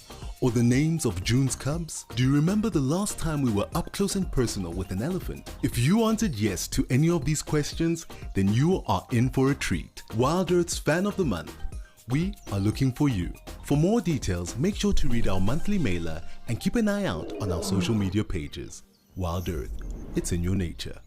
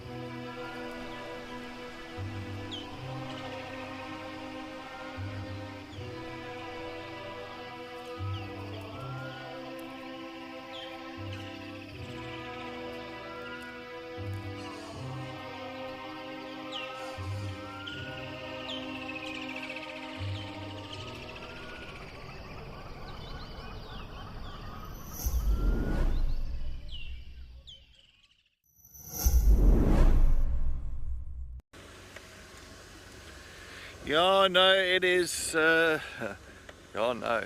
Yes, no.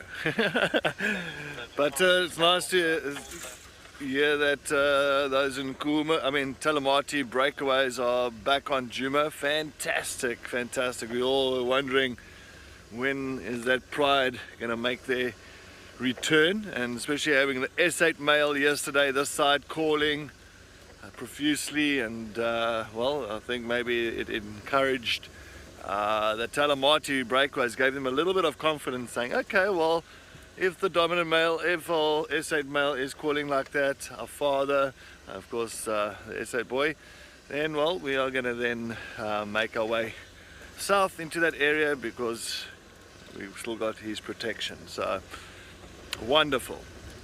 I think it is brilliant. Oh, felt like my wheel wanted to come off there. And yeah, let's see what happens tomorrow morning.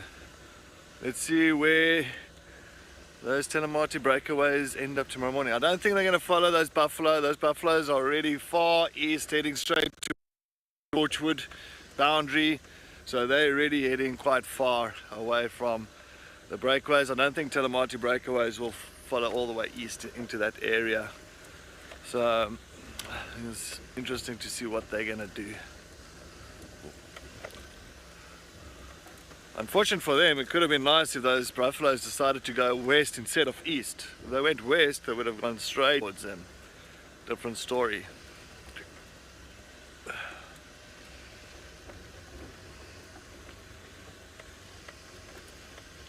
But yeah, great find.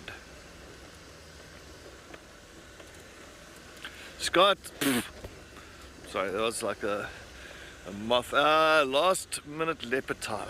Scott, yes indeed. So far it seems like the afternoon is producing all the goods. So let's see if we can continue on this roll and find that last minute leopard.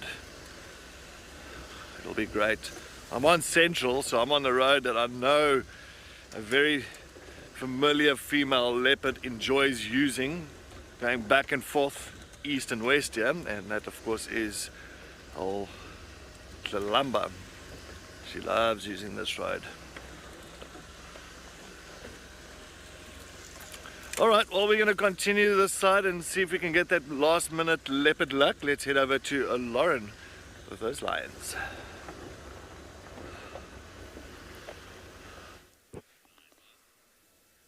Good luck, Cedric.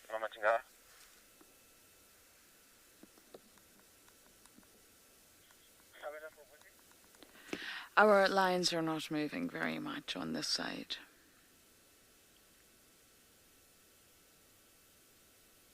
And like Cedric said, the call of the S8 male last night, they heard it. That's communication across long distances. There's just a big male track that we were following. I think we lost a male track around Gadagopan. That was the last time I saw that big male, who I can only presume would be the S8 male, but we don't actually know. I believe he's the one sort of supporting this pride right now. He needs them and they need him.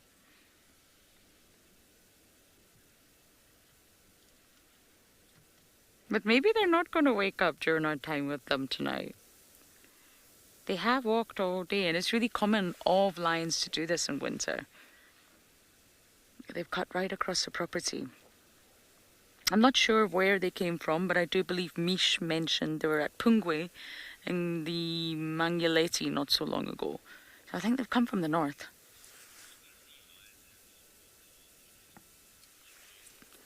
Julia, you do. It's just this particular winter has been really different in that there is just water everywhere. I can't even begin to tell you how much water is around. We also spent the afternoon on Little Gowrie today. Oh, we had the most wonderful afternoon. And there's also so much water there. Every puddle, every pan, every small little area is filled with water. So they don't need to come to the big water holes. They can sort of fill up and stay hydrated anywhere in the reserve, really. Chelapan, all the little pans on Pangolin Track, the pan on Mamba Road, the pan at Hippo Pools that Klalamba used to use with the cubs. There's just water everywhere. So yes, they do use water holes, but normally you expect big sort of aggregations and congregations and lots of action around water holes in winter. That's really when the sightings can get a bit tense. And you'll normally find the dams dry out if it's been a particularly dry year, and those little pumped pans like Gallagher Pan and like the one next to Gowrie Dam will be crucial, and lots of action will happen there. But this year there's just water everywhere. Really everywhere. It's just a very giving year in terms of water, lots of rain. So Julia, in answer to your question, they absolutely do go to water holes.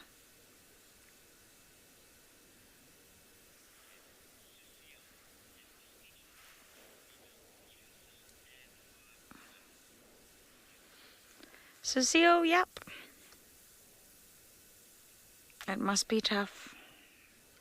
But like we just discussed, the sub-adults will assist on some level, and of course I do believe the S8 male has been hanging around a lot as well. But from going from having other females around to obviously not having them, it must be a challenge.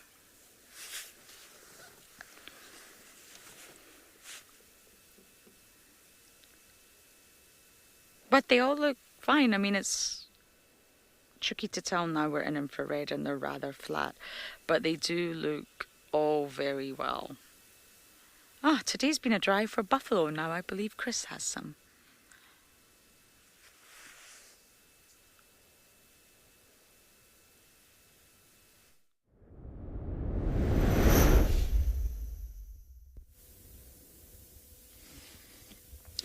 Looks like it was a buffalo afternoon. All right, let's do something different here. Let's look at those eyes. Now, firstly, remember the light that we shone in this buffalo is infrared. They cannot see it. All right. We can only see it with the infrared capable camera. So what I'm looking at here is darkness. So is the buffalo. So it doesn't have any influence on them. But it still reflects. It's still light. Okay, so what is that reflects the light when we shine a light onto certain animals' eyes? Why do they glow like that? So obviously we know the eye is like a camera. It's got a lens that focuses an image on, if you want to say, a film, which is the retina. The retina is packed with photoreceptors that gets triggered by the light, and they then send impulses through to the brain that compiles it into an image. All right. So in the retina, you get two types of photoreceptors. You get cones and you get rods. So most of these animals have a lot more rods in the eye. The rods are hollow tubes that let the light pass through all the way. And then there's a structure or a type of tissue behind the retina called the tapetum lucidum. Just refer to it as the tapetum. That basically reflects light back, visible light back through the retina to, in fact, increase the chance for those photoreceptors, those rods and cones, mainly the rods though, basically to almost get a double pass of the image. And that also especially contributes to the night vision of some animals. And it's that layer of cells or that tissue called the tapetum that is reflecting the light back at us.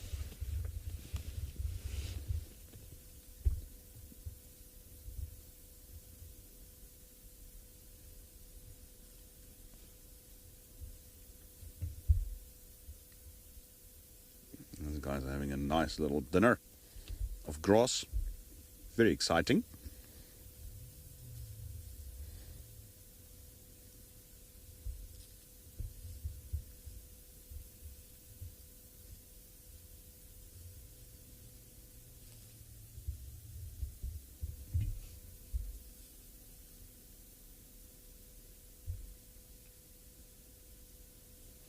Yorkshire Steve, good evening. Your question there, are predator and prey animal numbers artificially managed on these reserves to maintain healthy populations? It all depends. Again, there's a yes and a no. It all depends. The reserves that border the Greater Kruger, meaning the Sabi Sand, the Timbavati, Umbabat, As, which forms part of the Balule, to name a few, are all reserves that are incorporated into the Greater Kruger Park with no physical boundary restricting animal movements in between these reserves. And for most part, no, there are not really much management happening there to aim to control or increase numbers. However, with certain species, there might be some management practices, and that's usually species that are in low numbers due to history. Rhino, for instance, yes, but for most part, no. Some smaller reserves that are fenced around and not part of a greater, like a national park or Kruger or something, there might be some management practices in those. Not all of them, but in some there might be, management of both predator and prey populations. A good example is the Wild Dog Action Group, call it WAG. So we know that wild dogs are critically endangered animals. Their numbers have plummeted to very, very low levels in the last 100 years. And that was due to the introduction of things like rabies and canine distemper. Right. But anyway, so a lot of these smaller reserves, great places, great destinations, have reintroduced wild dogs. But every now and then, because there are no neighboring wild dog populations, you will have to artificially, every now and then, move genetics. And people like WAG are the guys who orchestrate that. So they'll move it from one reserve, youngsters, to another reserve, and there's a process. That's just one example, for instance. Out here on Pridelands, there is no artificial manipulation of these animals. We basically leave that to the natural processes, since we are part of the Greater Kruger, where for most part, most of the species have reached their ecological carrying capacity. Therefore, there's a good interaction between predator and prey populations and their environment. So that's a more important component in the control of animals naturally, is what we refer to as the limiting factors of a species in its environment. That will be predation, food availability, water, fire, temperature, climate, diseases. So there's a whole bunch of, in each species have their own profile of limiting factors that keeps the population within the ecological carrying capacity of the region. Sure, that was a mouthful. BK's just chuckling in the back here.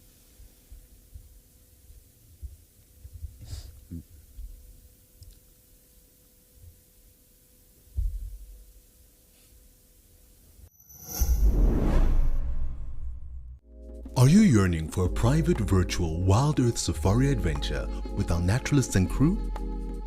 We have got you covered. Sign up to be an explorer before the 15th of August and you could win a private safari experience. Make lifelong wildlife memories with either Steve, Thank you for joining us and have a fantastic morning. or Cedric. WildEarth, it's in your nature.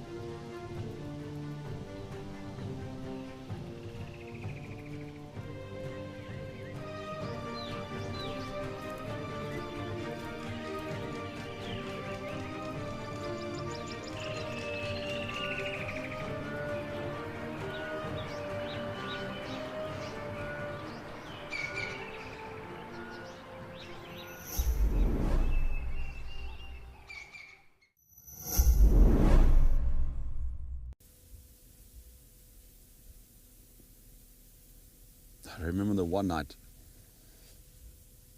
I actually woke up at about, must have been about 2 o'clock, and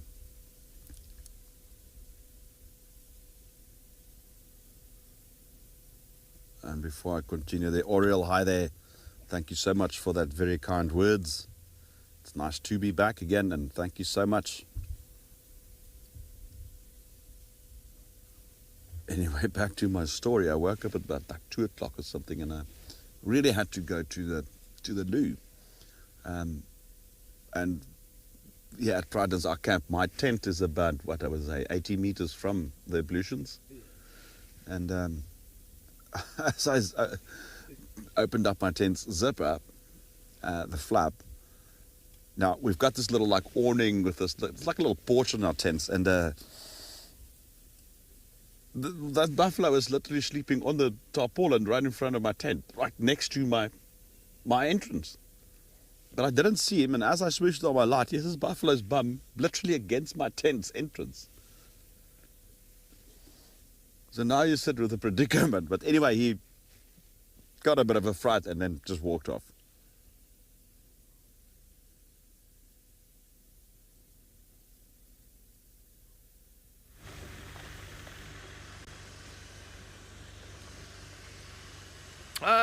Chris, you gotta watch out that side. I guess you gotta unzip that tent very slowly.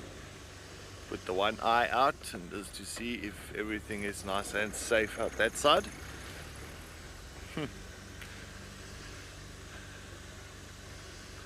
Well, I'm now heading towards a big clearing just south of our camp. I'm just going to take a look around that side just to see if any, as I said, I've been fortunate enough over the last few weeks getting a genet on that clearing, so I'm going to head there and quickly just take a look if I can find that genet that's hanging around that open clearing.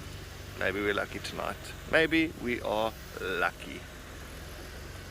Let's go and have a look.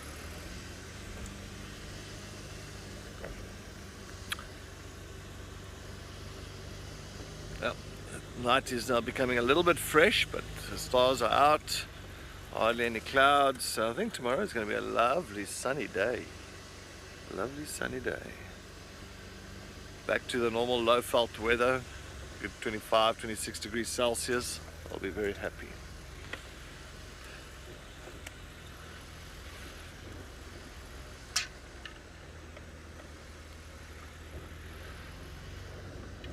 Sorry, my comms is soft. Jeffrey, something about maybe we'll get some owls. Yeah, Jeffrey, I'm going to take a look. It'll be nice if we can find an owl or 2 or 5. But yeah, we haven't been really too lucky with owls. I think Lauren had a beautiful barred owl the other day, so that was nice.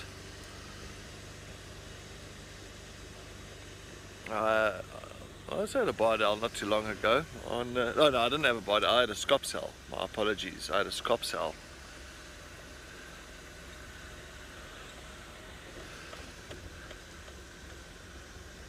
I've got a lot of zebbies coming up here. I'll put my light off.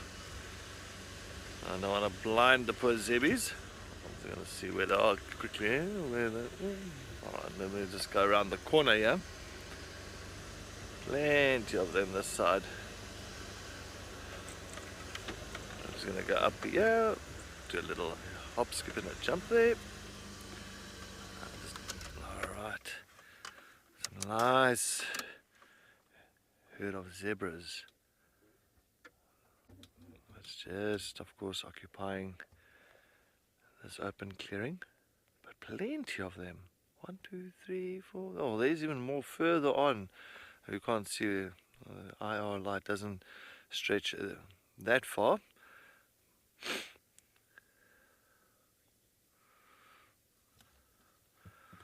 Erica, look, zebras can occupy a certain area if they need to, but they've got more of a home range. So they'll move rather through certain areas sometimes. But you'll find a stallion, sometimes you'll find a stallion decides to stay in a big clearing. He finds that the grazing is great here, and then you'll see him rolling around. But they tend to move rather from big clearing to big clearing, just to see if there is enough space for them, not too much competition. And that's why we are very fortunate having these zebras coming through now onto our clearing just south of the camp. I mean, we hardly ever get zebras here. I don't know when last we actually had so many zebras on this clearing. Sorry about that, I've just got a bit of sniffles here. That is, my nose is just a little bit congested. Oh, it looks like now they're deciding to rather move off and not hang back here with us. We might have to just watch him walk away in the distance.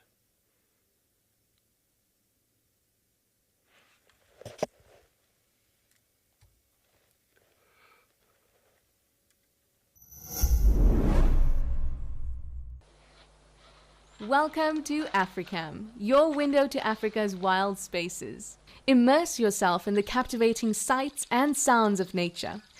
With our high-definition cameras, you'll feel like you're right there, in the heart of the action, where every moment is a surprise waiting to unfold. Join our global community of wildlife enthusiasts as we witness nature's drama unfold in real time.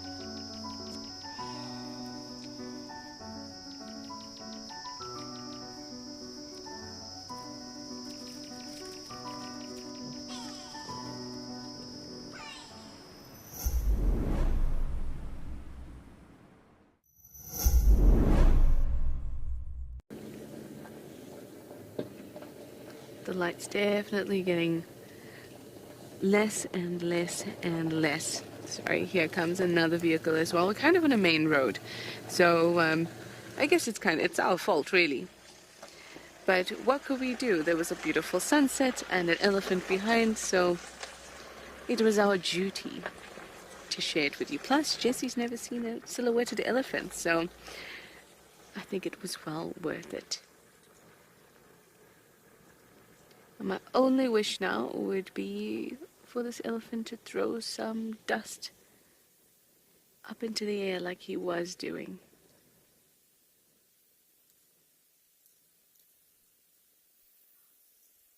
I wonder if you can see some bats are occasionally coming into the area that we're looking at.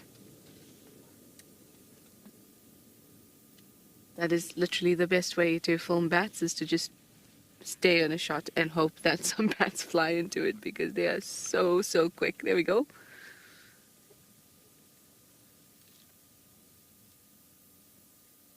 Just tiny black specks moving in the background. This is just beautiful.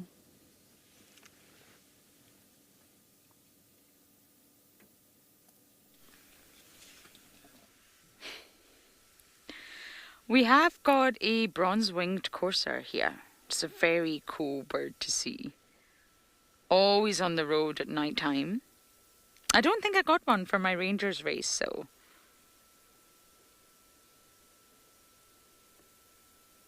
They're nocturnal, hence why they're out at night time. We ended up leaving the Talamati breakaways. A lot of people wanted to see them. And the tricky thing is, to be honest with you, one of the trickiest things out here on a property like, or an area like the Sabi Sand, is boundary sightings. It's a bit of a grey area because everyone uses that boundary. Everyone from Buffelshoek wanted to see the lions, everyone from the east wanted to see the lions, people from the west came to see them, and then you have us. So it got a bit busy, and to be honest, people like to see lions active. A lot of people wait until the sun goes down before they go to a lion sighting. So the lions are not completely flat, which is understandable. Sometimes lions can be very flat. But it was so wonderful to see them. It was wonderful to track them, know that they're on our property. Owen and I worked our butts off today, but it paid off. It's been a really good drive.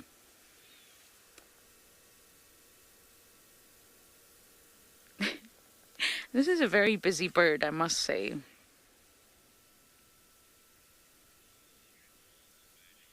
I guess at this time of night, this bird's day is just beginning. And apparently I'm not the only one doing some nocturnal birding.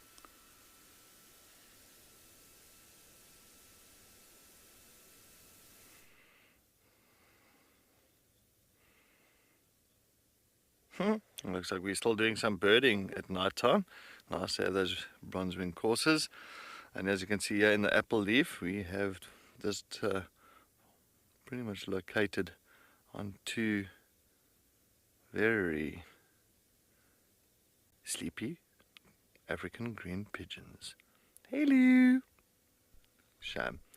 Two little pigeons, that's not little pigeons, but pigeons. That's roosting up here in this apple leaf, of course, sitting right next to each other and keeping warm. This is our most prettiest pigeons that we do have around here. African green pigeons, like parrot-like pigeons. They've got those beautiful green wings, green head, and then of course their beaks. It's like right in the beginning, it's got like this little red part section in the beginning of their beak, and then it goes to like a whitish tip. And then their red little feet, as Max would call it, these little red drumsticks.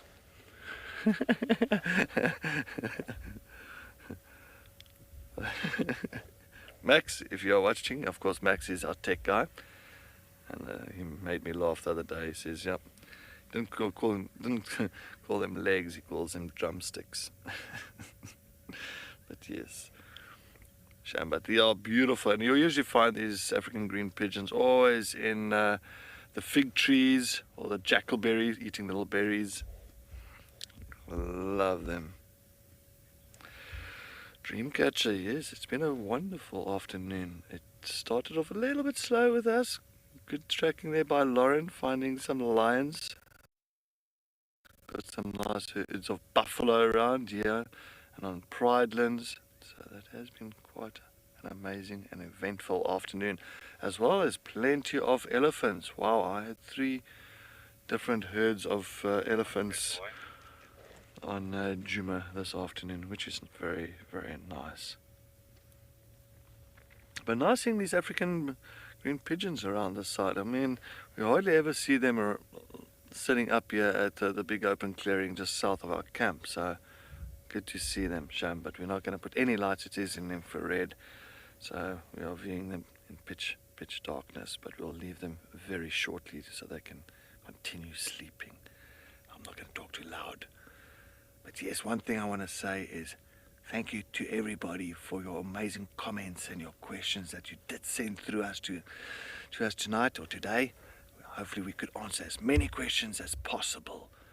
But please make sure that you do stay tuned tomorrow morning for our sunrise safari. I think we are going to see some amazing things once again, as always. But yes, from those 2 African green pigeons, from Gert and myself and the rest of the Wild Earth team, have a wonderful evening. Good night.